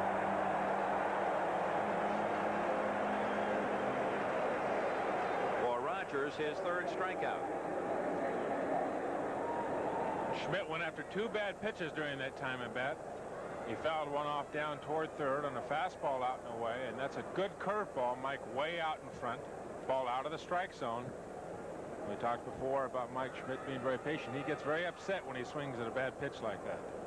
Bake McBride called out on strikes and grounded to second. Tomorrow night it'll be Ruthven for the Phils, Gullickson for Montreal, 8 o'clock Eastern time here on NBC.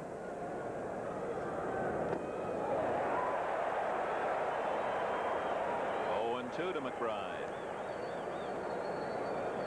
Is Rogers the kind of pitcher that can close his own deal? Is he a 9-inning pitcher? Steve coming back from an arm operation can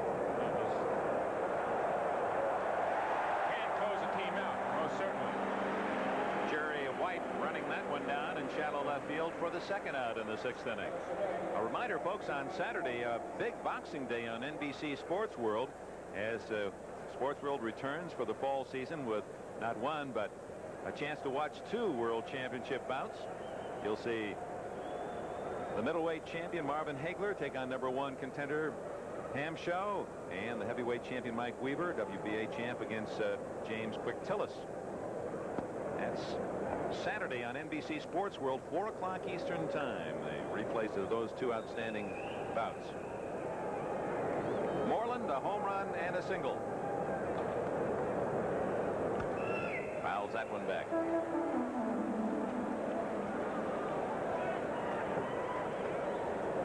One ball, 1 strike. In case you're wondering about long balls hit here in Olympic Stadium, there are a couple we'd like to talk about. We get a moment, we'll show you the marks. Fouled out of play. Although maybe it won't be possible. Willie Stargell, they painted a seat gold out in right field. And apparently somebody's sitting in it out there. That's Barbara Rogers, wife of Steve, rooting for her husband. Fouled at the plate. But a more incredible shot is one hit by Dave Kingman that hit the facade in left field and provoked an unusual marking for the foul pole here at Olympic Stadium. We'll get a chance. We'll show you down the left and right field line. The foul pole screen is extended by paint right up into the roof, just in case King Kong comes back. Little soft liner to Manuel, and the inning is over. For the first time today, a pitcher retires the side in order as the Phils go down 1-2-3 in the sixth. Coming up in the bottom of the sixth inning for Montreal, it'll be Spire, Rogers, and Cromartie. Expos in front, 3-1.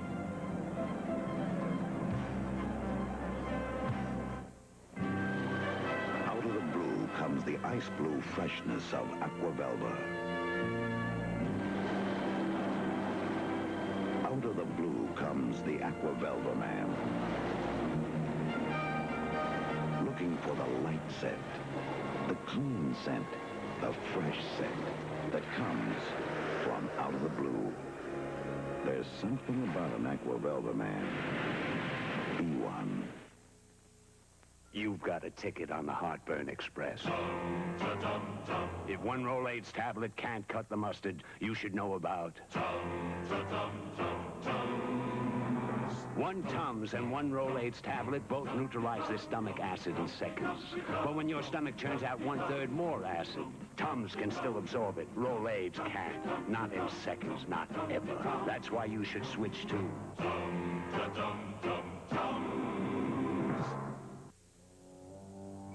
This is radiator rust. It's building up after just 10,000 miles on weak, neglected antifreeze. Now look at a radiator protected with new improved Prestone 2 after the same miles. Quite a difference. Introducing the new silicone silicate formula Prestone to lock out rust and corrosion in all metals. Now it's even stronger for better aluminum protection. New improved Prestone 2. The bestseller just got better. No wonder we're #1. Wednesday, Real People looks at the world of teenage runaways. Then, guess who's ready for a new season? And later, wow, it's time for more lessons about facts of life. Chris Spire leads off the Montreal sixth inning. He has an RBI double, walked and scored, so he's been a part of 2 of the 3 Montreal runs today. Carlton has given up 7 hits and 4 walks in the first 5 innings and trails 3-1. That one fouled off first, and Rose will take a look at that one becoming a souvenir.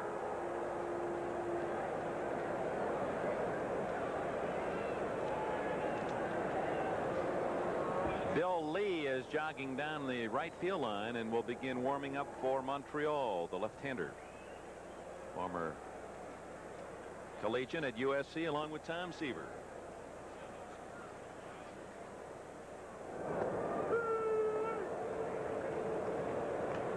1-2 to Spire.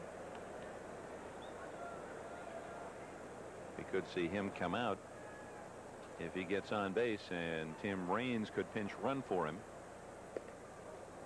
Thinking of fanning as any time from the 6th inning on. Raines, who was part of the 25-man roster, the brilliant rookie outfielder who broke his hand in Chicago a few weeks ago, would come in as a pinch runner. Pick the right spot. Of course, if Spire should walk, we might just see that. Still no score in Houston in the last of the 6th inning. Royce against Necro. Well, they've featured some outstanding pitching in the first 2 games. He's aboard. Now let's see if Fanning plays the card.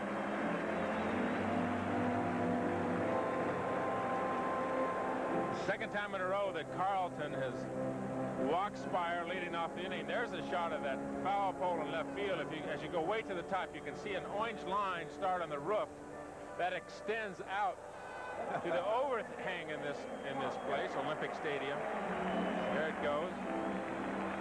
I looked at that yesterday when I first came in here. I wondered, what in the world? Why would they paint all the way up onto the roof?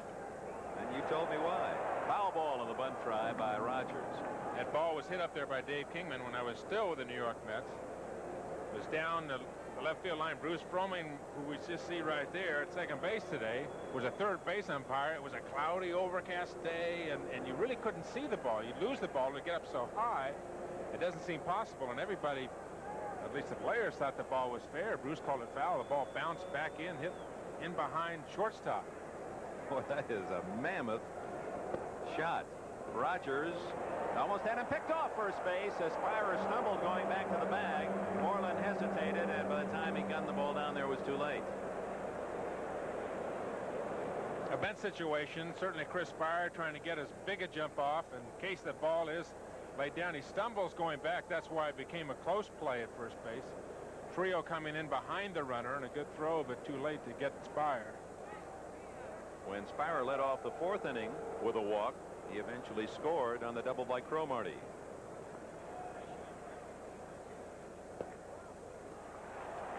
Certainly Carlton is not very sharp. It's obvious. Marjorie Cromartie there enjoying the game here at Olympic today. She's got a nice face, just like her son. Just happy face. Beautiful smile, just like her son, is right.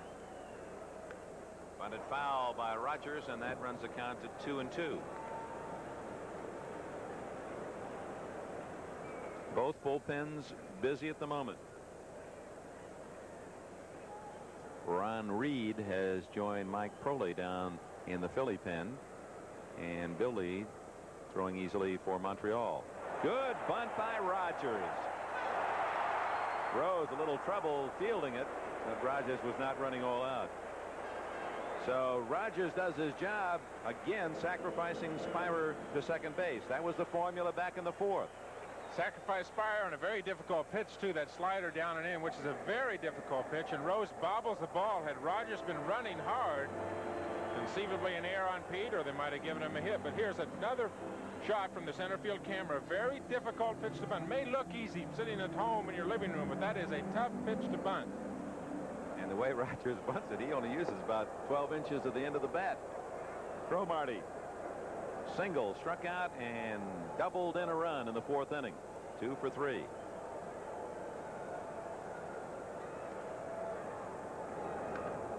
Excuse me, roller to Rose. And there's 2 away. On to third goes Spira, and it's up to Jerry White.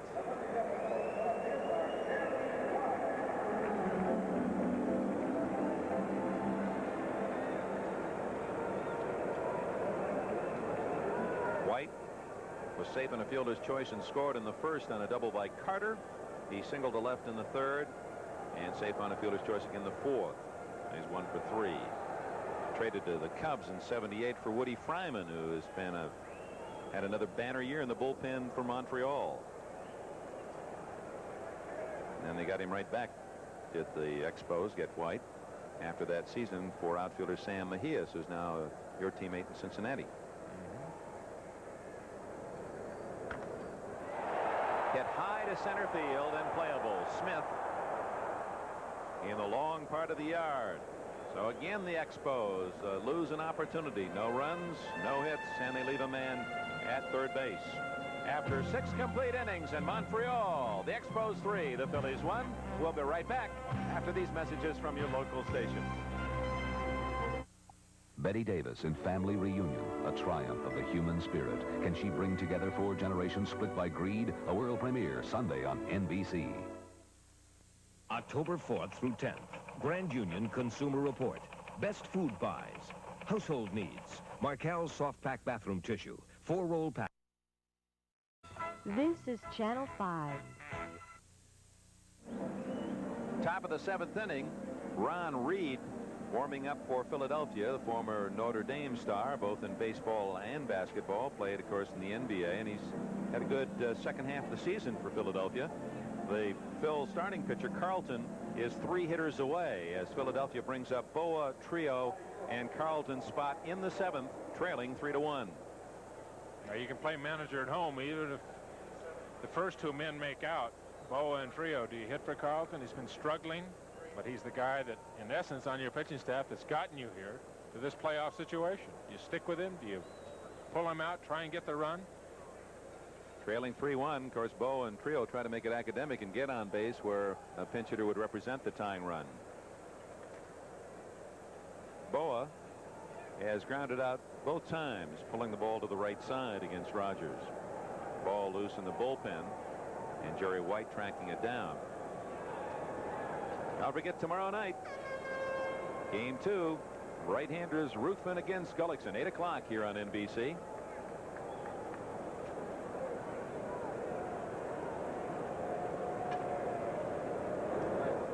Ball 1. It's an indication of Rogers' stuff today, Tom Seaver, that he has not thrown a fly ball to the outfield. It's all been groundouts. Let's check that. Yes, there was. One in the last inning. I'm sorry. The first fly ball was McBride in the 6th inning. That was the first out to the outfield. A little pop fly to left field. Rogers pitched a superb game his last start of the regular season against the New York Mets, a 2-hitter. And doing the things that he has to do to be an effective pitcher today. Throw strikes, keep ahead of his hitters, keep the ball down. 1-1. There it is, a good sinker, and Rogers will take that right on to the bag himself.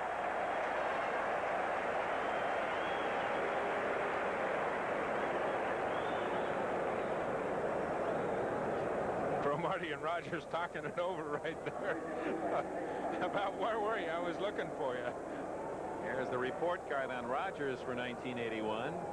He had 3 shutouts, 7 complete games, 12 wins, only 2 behind the National League leader, Tom Seaver. 6th in the league in innings pitched, so he kind of man you send out there and you give the bullpen a rest now and then. Trio has grounded out and walked. The Phillies do have an on-deck hitter in the on-deck circle. Greg Gross, yes. And he could be pulled back now if Trio does not get on. It does not mean that he's officially in the game just because he's in the on-deck circle. He could just be up there getting ready. Ron Reed in the bullpen, and he's been throwing this entire time. So certainly if Trio does get on for the Phillies, I would think Dallas Green would hit for Carlton. Another soft ground ball, and Manuel takes care of Trio. Now that's 6 in a row retired by Rogers, and we'll see now the decision. Yes, it has been made. Greg Gross will bat for Carlton. So Steve Carlton works 6 innings. He allows 3 runs, all earned, 7 hits. He walked 5, and he struck out 6, but didn't strike out a man after the 3rd inning. Greg Gross has had unusually fine success against this Montreal club.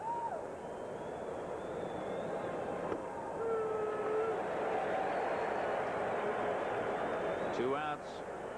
Gross trying to get aboard, bring that tying run up. Lonnie Smith, the leadoff man, is on deck. Slashed foul. In Gross and Unser, Dallas Green has a couple of good veteran left-handed bats that know the situation, can come off the bench and deliver, as did Unser so wonderfully for the Phils in the playoffs last year.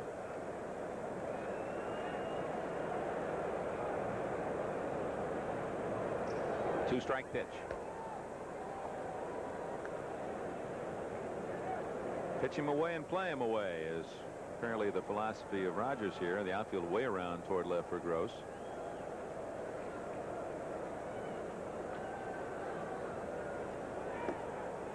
Set him up inside 2-2. Rogers did a fine job. There's a shot of the outfield. You see how they pitch him away, in essence play him away.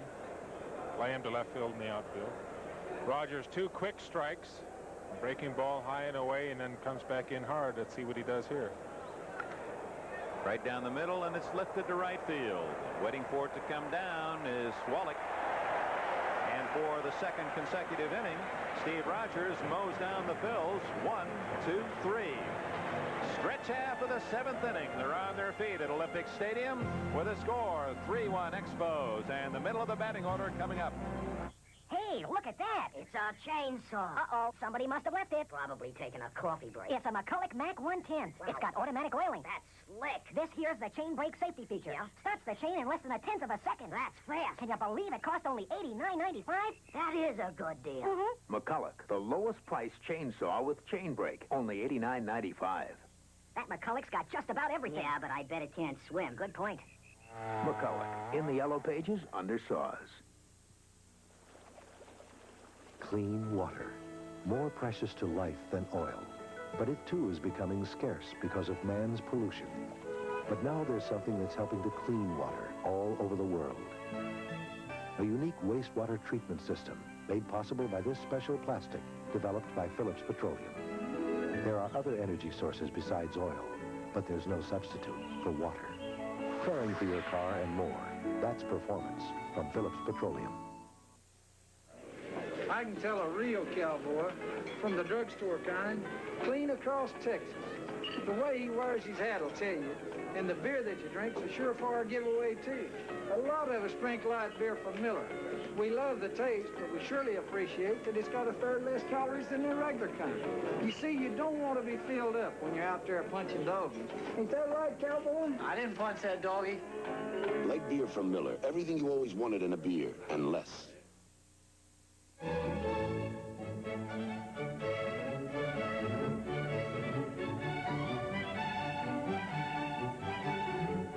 Follow the bouncing ball Sunday on NBC Sports. Veteran Ron Reed in relief of Steve Carlton. Bottom of the 7th inning, 3-1 Montreal. Reed working in 39 games this year, saving 8, winning 5. He'll face Dawson, who tripled to lead off the last time up, and he tries one up the middle and gets a base hit. Well, Dawson got a kind bounce as that ball hit the infield cutout around second base and kicked high off Boa's glove. Ball on the AstroTurf going from turf to dirt will cause some very funny bounces once in a while, Dick, especially when the infield is wet. Fastball down and in, he beats it right into the ground, and the ball will goes from dirt to dirt and accelerates off that second dirt part, just one off the tip of Larry Boa's glove. So the Expos maintain their mark of having at least one base runner in every inning today. Gary Carter, an RBI double and 2 official at-bats.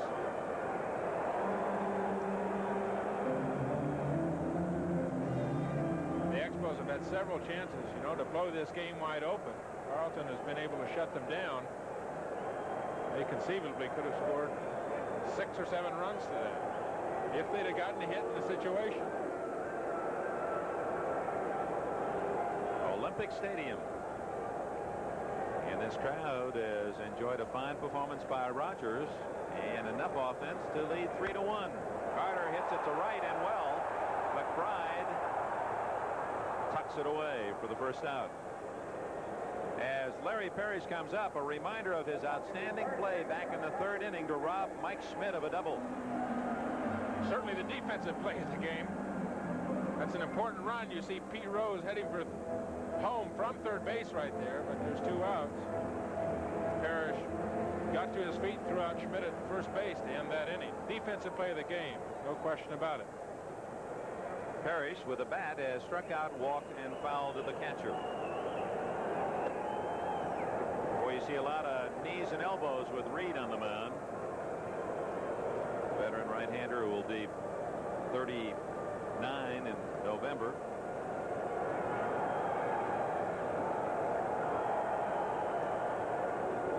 .6'6", 225.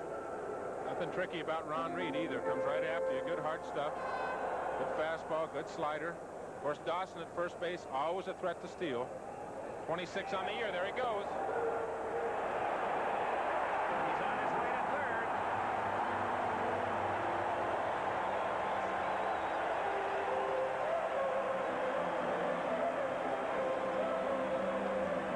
So Andre Dawson steals second and goes to third on the throwing error by Moreland. Well, the last time up, Dawson hits the ball down the corner, gets a triple here. Another example of the fine speed from an all-around player. 26 stolen bases during the regular season. Another one off of Keith Moreland here. Steals it rather easily. Gets right up. Good heads-up player. Just watching him play reminds you of Willie Mays. Never takes his eye off the ball. Always on the ball. Well, Parrish with a chance as he takes ball 2. It's 2-1. Not an out to add to the 3-1 lead. The infield in tight.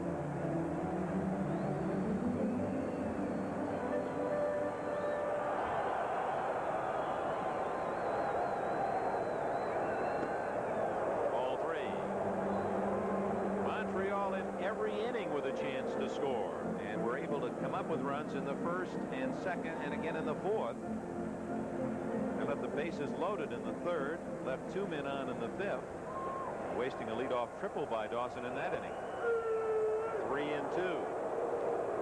Last inning they had a walk and a sacrifice, a man at second with 1 out, and now they've got Dawson at third with 1 out.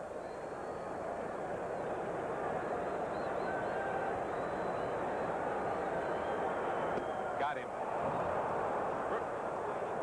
Pretty good example of pitching right there from Ron Reed. 3-1. There's a look at Jim Fanning in the Expo dugout. We asked him yesterday what he has to do to beat the Phillies. I think we have to outpitch them. I think pitching is going to be the key. We know their hitters very well. They know us very well. We're not strangers one to the other, and it's going to be they're stopping our bats and we stopping theirs. And sometimes that might connotate only the big bats, but there are a lot of bats in the lineup, and the pitching will be a very definite key. Now Jim Fanning has made a move, bringing in Terry Francona to bat for Tim Wallach. It's interesting that they're batting for one another in that Francona was the 1980 College Player of the Year for the University of Arizona, and the man for whom he is batting, Wallach, was the Player of the year before, 79, for Cal State Fullerton. Those two teams winning the collegiate championship. But Francona will not swing the bat. They walk him intentionally. His daddy, of course, 15-year professional veteran Tito Francona. And they really like this kid up here. They say he's got great bat control, and he'll gain more and more power as he grows up. And he plays at 22 like a veteran of 32. You were talking to Fanning yesterday in the dugout about how this organization, the Expo organization, has gone to the college type of player. They want that kid out of the college. They want that more mature player. Runners at first and third. That's something we'll develop. Perhaps we can get more into it tomorrow night and give fans an idea of just how many colleges and universities are represented on just the 25 Montreal man roster. And Fanning, one of those who initiated that philosophy, along with John McHale, the general manager. Runners at the corners, 2 out. Dawson at third, Francona at first, and Jerry Manuel, the batter.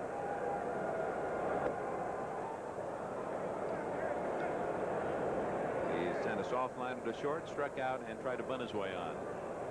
Another chance, and the Expos unable to get a run on an out, and they've squandered 3 of those opportunities today. See Moreland moving Rose back behind the runner at first. Francona goes, and they'll give him second. 2 strikes now to Manuel. You're shaking your head, Tom Seaver. I find that an unusual play. I don't care who the hitter is. Get another man down in scoring position. They're down 3-1 already. A bloop single here, and it's 5-1. That went back into the crowd, and the count remains 0-2. You can do that if you want to walk this man and pitch to Chris Spire. That's fine. But you're putting another man in scoring position when you're already 2 runs down. I don't understand that. Got him to chase a bad ball, and Reed gets out of it with his second strikeout. Some good pitching by Ron Reed. No runs, 1 hit, 1 error, and 2 men left on base for the Expos. We go to the 8th inning in Montreal. Coming up for the Phils, the leadoff man Smith and Rose and Matthews. Does life seem tougher? You bet it does. With inflation and taxes, it seems like I'm working harder and making less. Sometimes it gives me a miserable headache. Life got tougher, and we got stronger. This is Extra Strength Excedrin. Unsurpassed strength with the 2 most powerful pain relievers you can buy. And a 3rd ingredient that may make them work even harder on your headache. When I get a headache, I fight back with Excedrin. Extra strength accepted. Capsules or tablets. Life got tougher and we got stronger. Oh, it was disgusting. It was gross. It just was gross. Jean had warts. Compound W got rid of them. On your hand, especially right in the middle of your hand, it's like very embarrassing. I used to think it was funny, and then when it happens to you, it's not so funny. Used daily, Compound W dissolves warts away. Quickly, in just days. Prevents spreading, too. Trust me, it works. Compound W gets rid of warts. Hallelujah!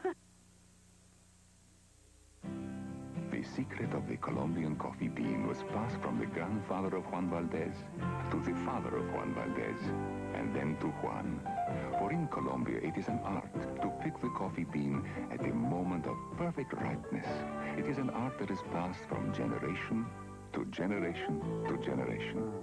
It is no accident that Colombian coffee is the richest coffee in the world. It is a national heritage. Francona will stay in the game for Montreal as we go to the 8th inning. He'll play left field. Jerry White will move from left to right field with Wallach out of the game.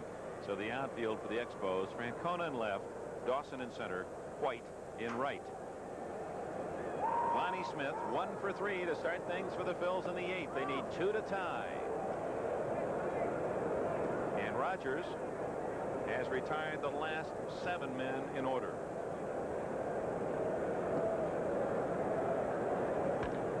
Not that one. By Parrish. And Smith will settle for a single. Boy, speed is such a great asset. Because of the speed of Smith, Parrish had to play shallow, and by the time he reached for that line drive, it was by him. Not only the speed of Lonnie Smith, but the speed of that ball coming off the AstroTurf, too. That's a much different play if they're playing on grass, Dick. That's a play that Larry Parrish might make on grass. Get up and throw Lonnie Smith out at first base. But the artificial turf comes to play because of its factor of speed on that one. So Smith, with his second hit, is aboard, and that brings the tying run to the plate for the Phils here in the 8th. Remember, this is the top run-producing team in the National League, the Phils, and Pete Rose a part of that. He has a single and a double, 2 for 3 today. Oh, they pick Smith off. How do you do?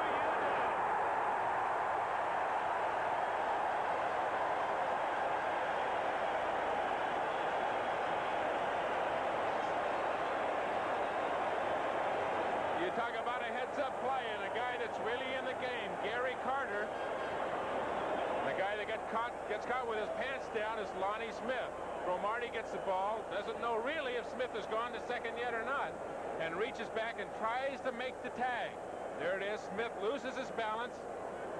He's a dead fella at second base. Chris Spire puts a tag on him. Boy, that really lets the air out of the balloon in a hurry. You get that leadoff man on and picked off clean by Carter. Rose showing him a possible bunt for a base hit. Pete just trying to keep that inning going, and now he's got to drive one.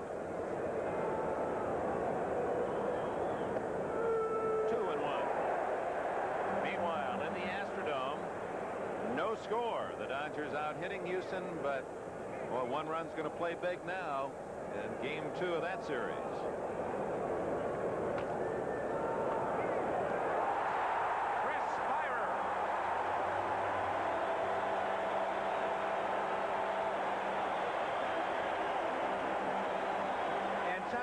A much tougher play than it appeared because the ball wasn't hit as hard as it might have first appeared, and Spire didn't jump too soon. Very difficult play for that shortstop in that situation. I think it's difficult for the infielder to tell where the ball has been hit on the bat. If it's up by the handle, if it's out on the trademark, if it's out on the barrel of the bat.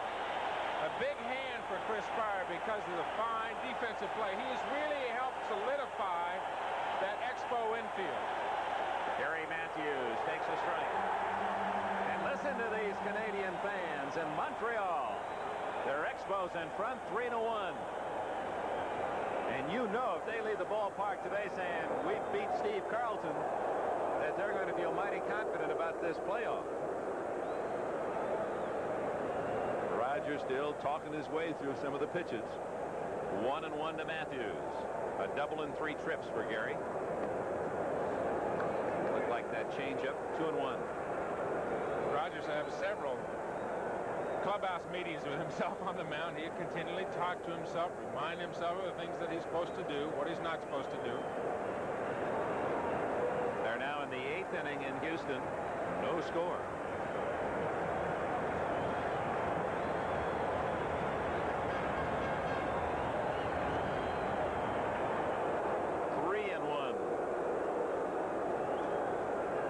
Reardon, a right-hander, Fryman, a left-hander, are getting loose in the Montreal pen. Houston feeling the score in the last of the 7th. That ball hammered high in the air to Dawson in center. And the Expos are 3 outs away from victory. No runs, a hit, but Lonnie Smith picked off first base on a snap throw by Gary Carter. Bottom of the 8th, it'll be Spire, Rogers, and the leadoff man, Cromartie. Dueling corduroys, the best-selling corduroy jeans versus JCPenney plain pockets. They both fit great. They're both long-wearing. They even look alike. Here's the difference. Plain pockets don't have a little name tag, but they do have a little price. And now they're even on sale for just $11.99. JCPenney plain pockets. They're the cords to pick. Genie opens your door from America. We've waited long enough for a Genie garage door opener. Thank you. Price is right, and my family can use our Genie every day. Come on, Billy. And I did it myself in just a couple hours. Push once to open and twice to close. Genie opens your doors. Thanks, Genie. America. I'm delighted to, well, I can't tell you how thrilled to have you all here. But I want to tell you, you span the years for me, and you've, and all these young gentlemen here are growing up as ball players. It's a delight to have all of you here. The nostalgia is bubbling within me, and I may have to be dragged out of here because of all the stories that are coming up in my mind.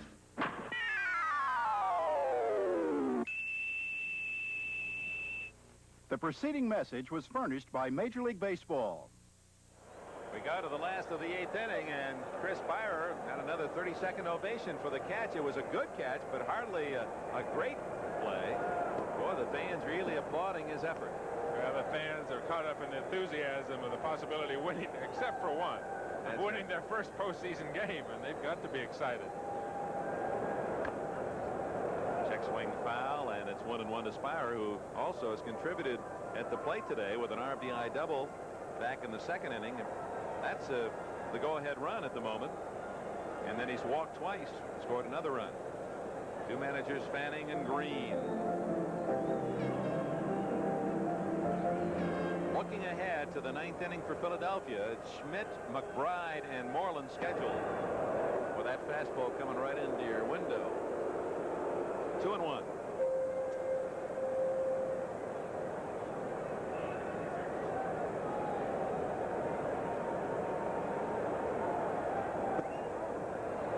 Three balls and a strike.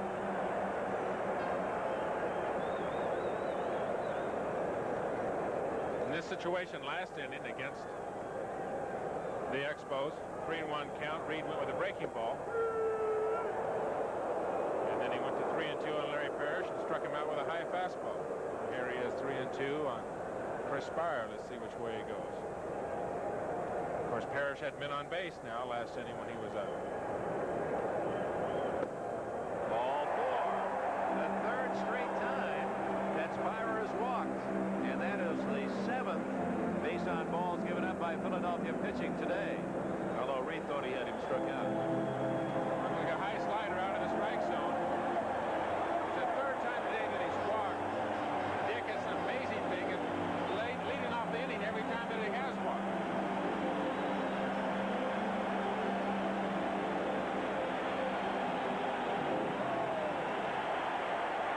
This crowd building in its enthusiasm, saluting Steve Rogers.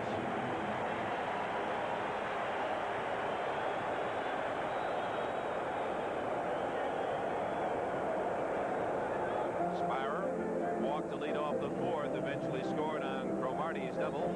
Walked to lead off the sixth, but died at third when White fly deep to center.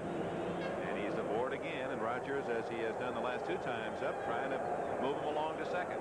Oh, a little Baltimore chopper there. Butcher chop swing. Unable to track it down, Manny Trio. It's a play that Casey Stingo used to call the Butcher Boy. Get those infielders coming in, get them moving, fake the bunt, and hack on the ball when it gets up there. I like that play. You don't see it much these days, and a man who can handle a bat and get yourself a cheap base hit. Especially when you consider how difficult it is to bunt a good bunt on the AstroTurf. Much easier to field bunts on the artificial surfaces. Watch White Barber's reaction. Bunted hard, and Rose gets the force at second base. Rogers safe on the fielder's choice.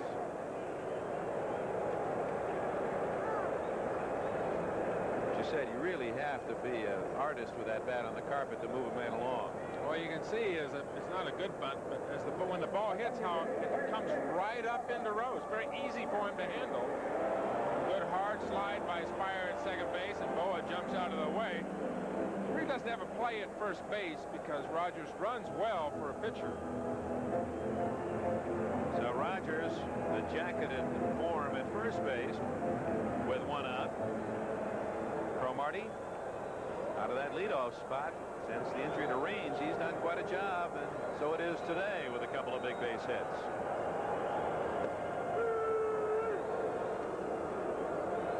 Cromartie, since he's been in that leadoff spot, hit .467. One of the moves that Jim Fanning has made, putting Cromartie in the #1 spot in the lineup. Takes a couple of strikes from Reed. Maybe he's looking for a knuckleball. This looks like they look like they're right down Broadway.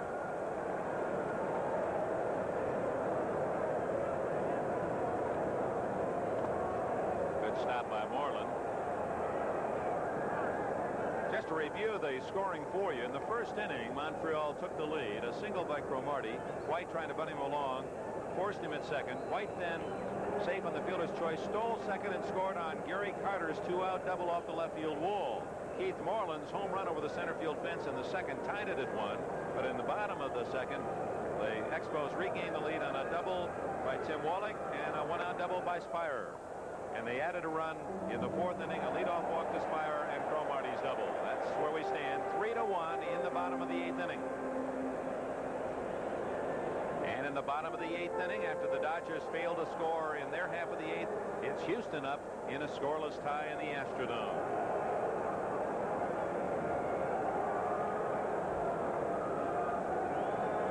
One ball, two strikes.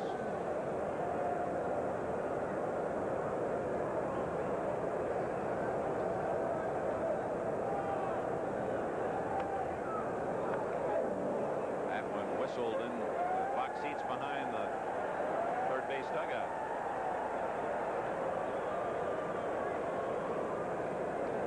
And the mascot and all the rest of us will be ready tomorrow night at 8 o'clock Eastern time. Youppi.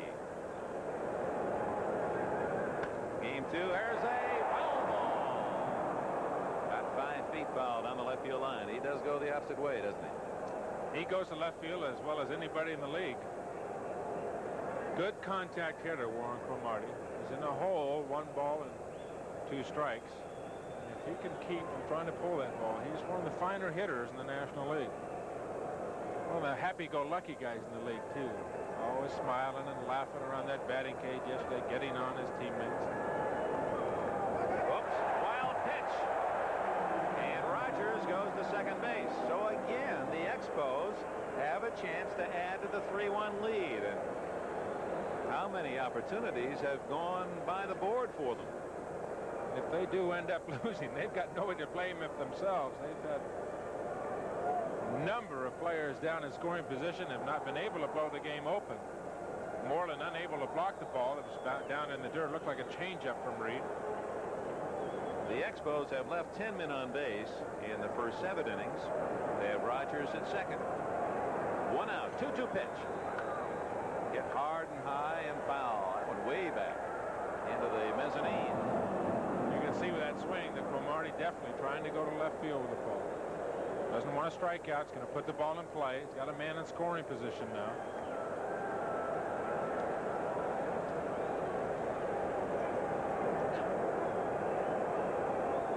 In the dirt. Rogers going to third. He's out.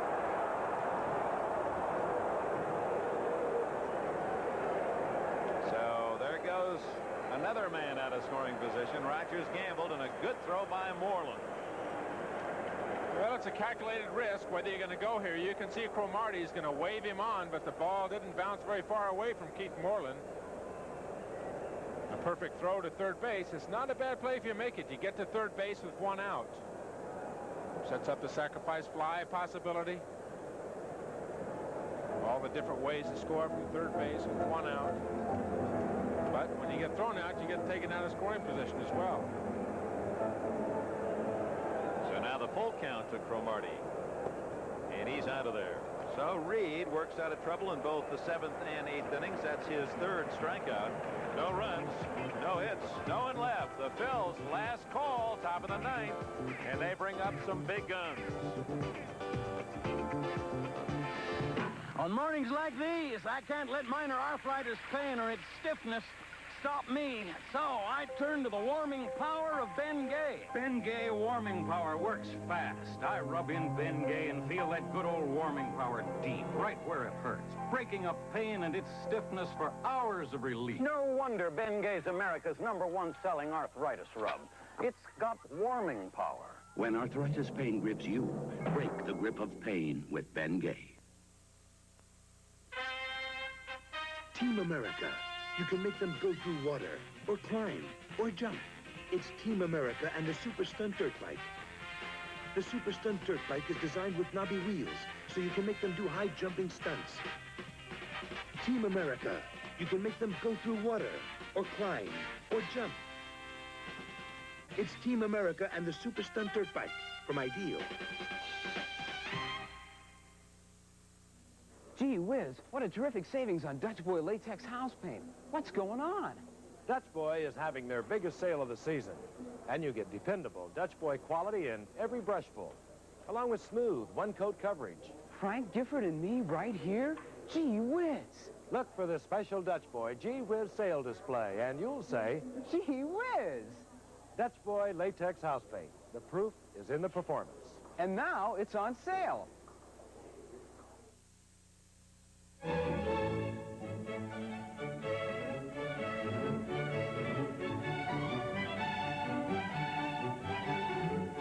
Follow the bouncing ball Sunday on NBC Sports.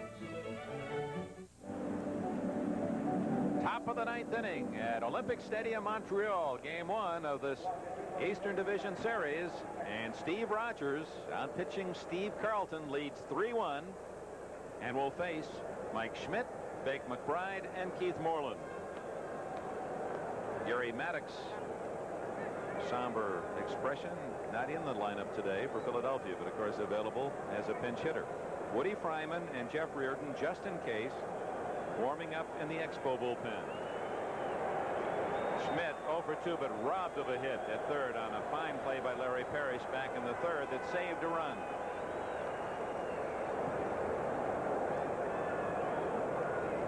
Rogers looking at his hand as if to blame that 4 fingers and a thumb for that last one. Well, it could have been a hangnail or something, Steve. He'll talk to his finger here. He'll get it all organized. 22 starts this year. There you see the Houston-LA score. Rogers has 22 starts, 7 complete games. Coming into this 9th inning, he's only thrown 100 pitches. Nice cool day, so shouldn't be from being tired if he comes out of the game. He should be plenty strong enough. 2-0 the count. Rogers disgusted with himself not to call it the umpire. And we want to remind you, fans, that as soon as this game is over, we're going to be switching you to the Astrodome, so you'll be able to see what could be a very dramatic finish again between the Dodgers and the Astros. They're in the 9th inning, no score. Here it's 3-1 Montreal. Big pitch for Rogers. Schmidt taking all the way. Big pitch, big out. Biggest out in the inning for a pitcher is the first out. Sets up the double play should men get on. You got to get the first out of the inning. You don't want to walk the leadoff hitter. 3-1, you're 2 runs ahead.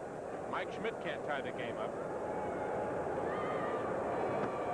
That's right. A walk here, that old lexicon is true. A walk is as good as a hit here, and Schmidt is acting that way. He's going to make him throw. I would guess he's taking 3-1 again, wouldn't you? Should be taking 3-1. Mike can't tie the game up. He's down 2 runs. His value is on first base. Here again, as you've seen Schmidt all day, getting 3-0 in the first inning. 3-1 the second time up, and here again 3-1. But I would think he'd be taking it. No. Wrong again. What do you know about hockey? That's right.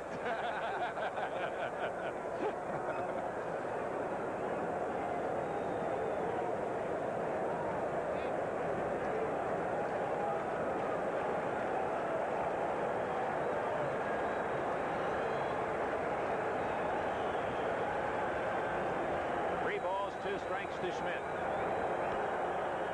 Out of play. 3-2 pitch out of the strike zone, too. Rogers still rubbing his fingers, having a little meeting with himself. He knows that's a big out up there. He knows that's the out he wants in the inning more than anything else. He could be getting a blister, too. Or the chill. Could be the chill. He may not have a good feeling in his fingertips because if it is chilly on the field. Yeah, the other rule is you bring that tying run up, and you may be out of the game. Grounded hard to Spirer, and he gets it. So Schmidt hit it on the nose, but directly to the Montreal shortstop. 2 outs to go. 3-1 Montreal. It's interesting. You get to the playoffs and pitching. Last night, 1-1 in the 9th. Astros win 3-1. Today, they're scoreless. Here, 3-1. Low-scoring games.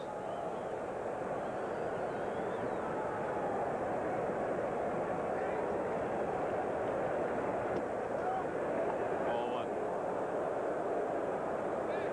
Parrish in tight at third base. McBride still runs well, despite knee surgery midseason this year. 1-1.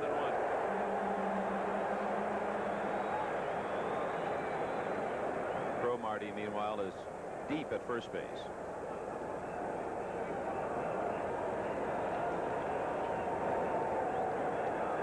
Two and one. Good job today, and congratulations to John Gonzalez, our director, and our producer, George Finkel. Nice to have our executive producer, Don Ohlmeyer, with us in Montreal today, and all the NBC crew, and excellent job. 2-2 the count.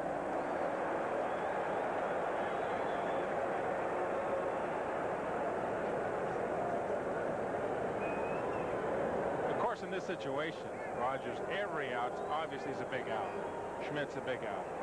McBride becomes a big out because the guy in the on-deck circles already hit a home run off him today. Fair ball, and there's 2 away.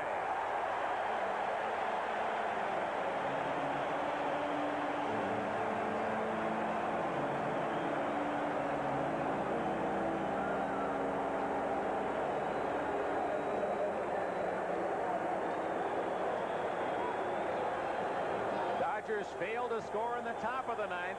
Bottom of the 9th inning, the Astros are up. We'll go to the Astrodome right after the completion of this game, and listen to this crowd rooting for the final out as Canada, in its first playoff opportunity, wants a win.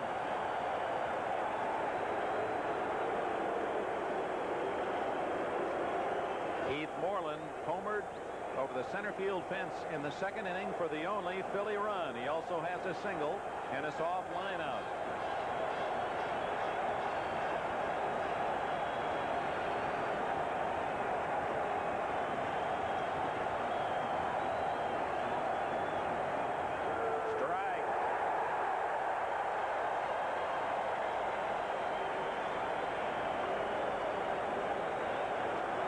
Montreal 3, Philadelphia 1.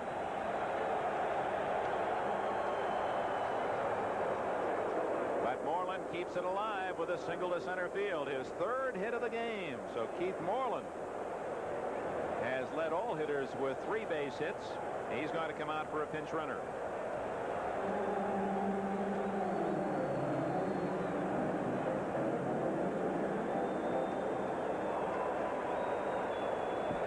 See if Jim Fanning is going to stay with Rogers as a pinch hitter. And a pinch runner will be used by Dallas Green. Luis Aguayo will run for Moreland. His run, of course, can't beat the Expos.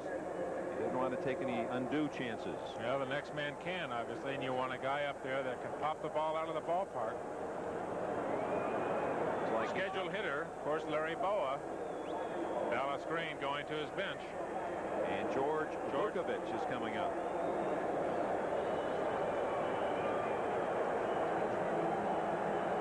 Arlington, Illinois, just outside Chicago.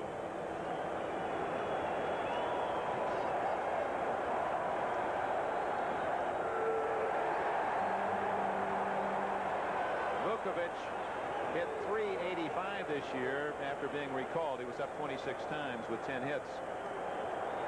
One of those a home run. He represents the tying run.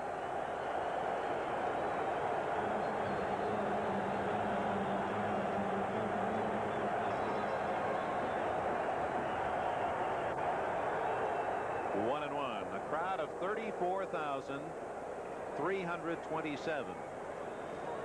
It would have been much larger, I'm certain, but it has been raining in Montreal since mid-afternoon yesterday and right up to game time today. They're glad they came. 3-1 the score.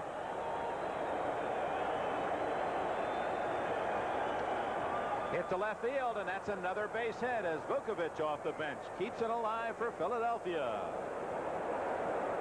So now the potential winning run comes to the plate, and to the mound goes Jim Fanning. We talked to Jim Fanning yesterday, sitting down there, casually chatting with him, Dick, you and I, and about his ball club, about his experience of managing, and he said his bullpen has done it for him. Bullpen, the guys down in that bullpen, Jeff Reardon, Woody Fryman, Sosa, every game that they played in, it seemed to be a close game. And here comes Reardon, the right-hander, acquired from the Mets at midseason in the trade that dealt Ellis Valentine to New York.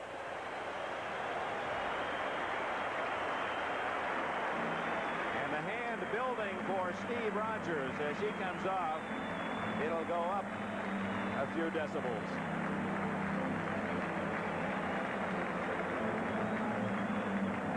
With a break in the action, the score, Expos 3, Phillies 1. Let's pause for this word. Look out, world! Look out! Here comes Ford. Here comes Mustang. City sidewalk, listen to the street talk. Don't you know the word that's going round town? Wow. Definitely downtown. When you slide behind the wheel, you feel it's got about the right fit. Put together tight, it's gonna make it. Anywhere we take it. Look out, world. Look out. Here comes Ford. From air dam to spoiler, this is a Mustang with a message. Powered by a 5-liter high-output engine, it says, stand back. The street belongs to GT. Look out, world. Look out. Look out. Here comes Ford. Here comes new. Here comes now. Here comes Ford. This Cole's big trouble. What'd you get me? Well, you've been sniffling, sneezing in your head stuffy, so I got you some time capsules. But I'm also coughing, aching, feverish, and tonight I gotta rest. I was supposed to get a sniffling, sneezing, coughing, aching, stuffy head fever so you can rest medicine? That's NyQuil. Relieves everything these capsules do, plus other symptoms they don't. NyQuil. I need some. I'll get some. NyQuil, the nighttime sniffling, sneezing, coughing, aching, stuffy head fever so you can rest medicine. America's most innovative sports show returns Saturday with 2 World Championship fights. First, marvelous Marvin Hagler, middleweight champion of the world, battles the tough Mustafa Hamsho. Plus, WBA heavyweight champion Mike Weaver takes on the undefeated James Quick Tillis. Saturday. 2 outs in the 9th inning. The Phils, Derek Rogers with hits by Moreland and Vukovic. A real popular player here for the Montreal Expos. Steve Rogers getting thrown out at third, but he got a fine hand coming off that mound after pitching 8 2/3 innings today. A real competitor. A veteran of this young Montreal staff. He's the player that holds this staff together. Jeff Reardon, hard-throwing right-hander against Manny Trio with a tying run at first base. 3-1. Expos lead it. Reardon with Montreal, 2 wins, no losses with an ERA. Those numbers are reversed. It was 1.29, not 2.19. So much better even than those numbers would indicate. A 1.29 ERA with Montreal and 2.19 overall. There's Rudy Carpenter, the owner of the Phillies. Looking for a big base hit from Trio, a man he acquired in a very big trade from the Cubs a couple of years ago.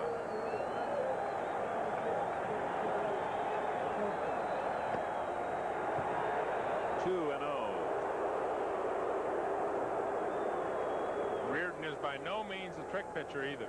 He's going to come in from the bullpen and go right after you with hard stuff. 2 fastballs away, the first 2 pitches to Manny Trio, and he's behind in a hole. 2-0. Caught in the corner. 2-1. On deck, if Del Unser for the Phillies, he would hit for the pitcher.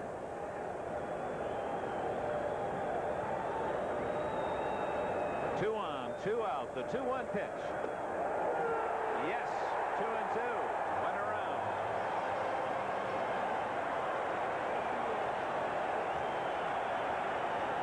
Here comes the crowd. They're on their feet. 1 strike from victory.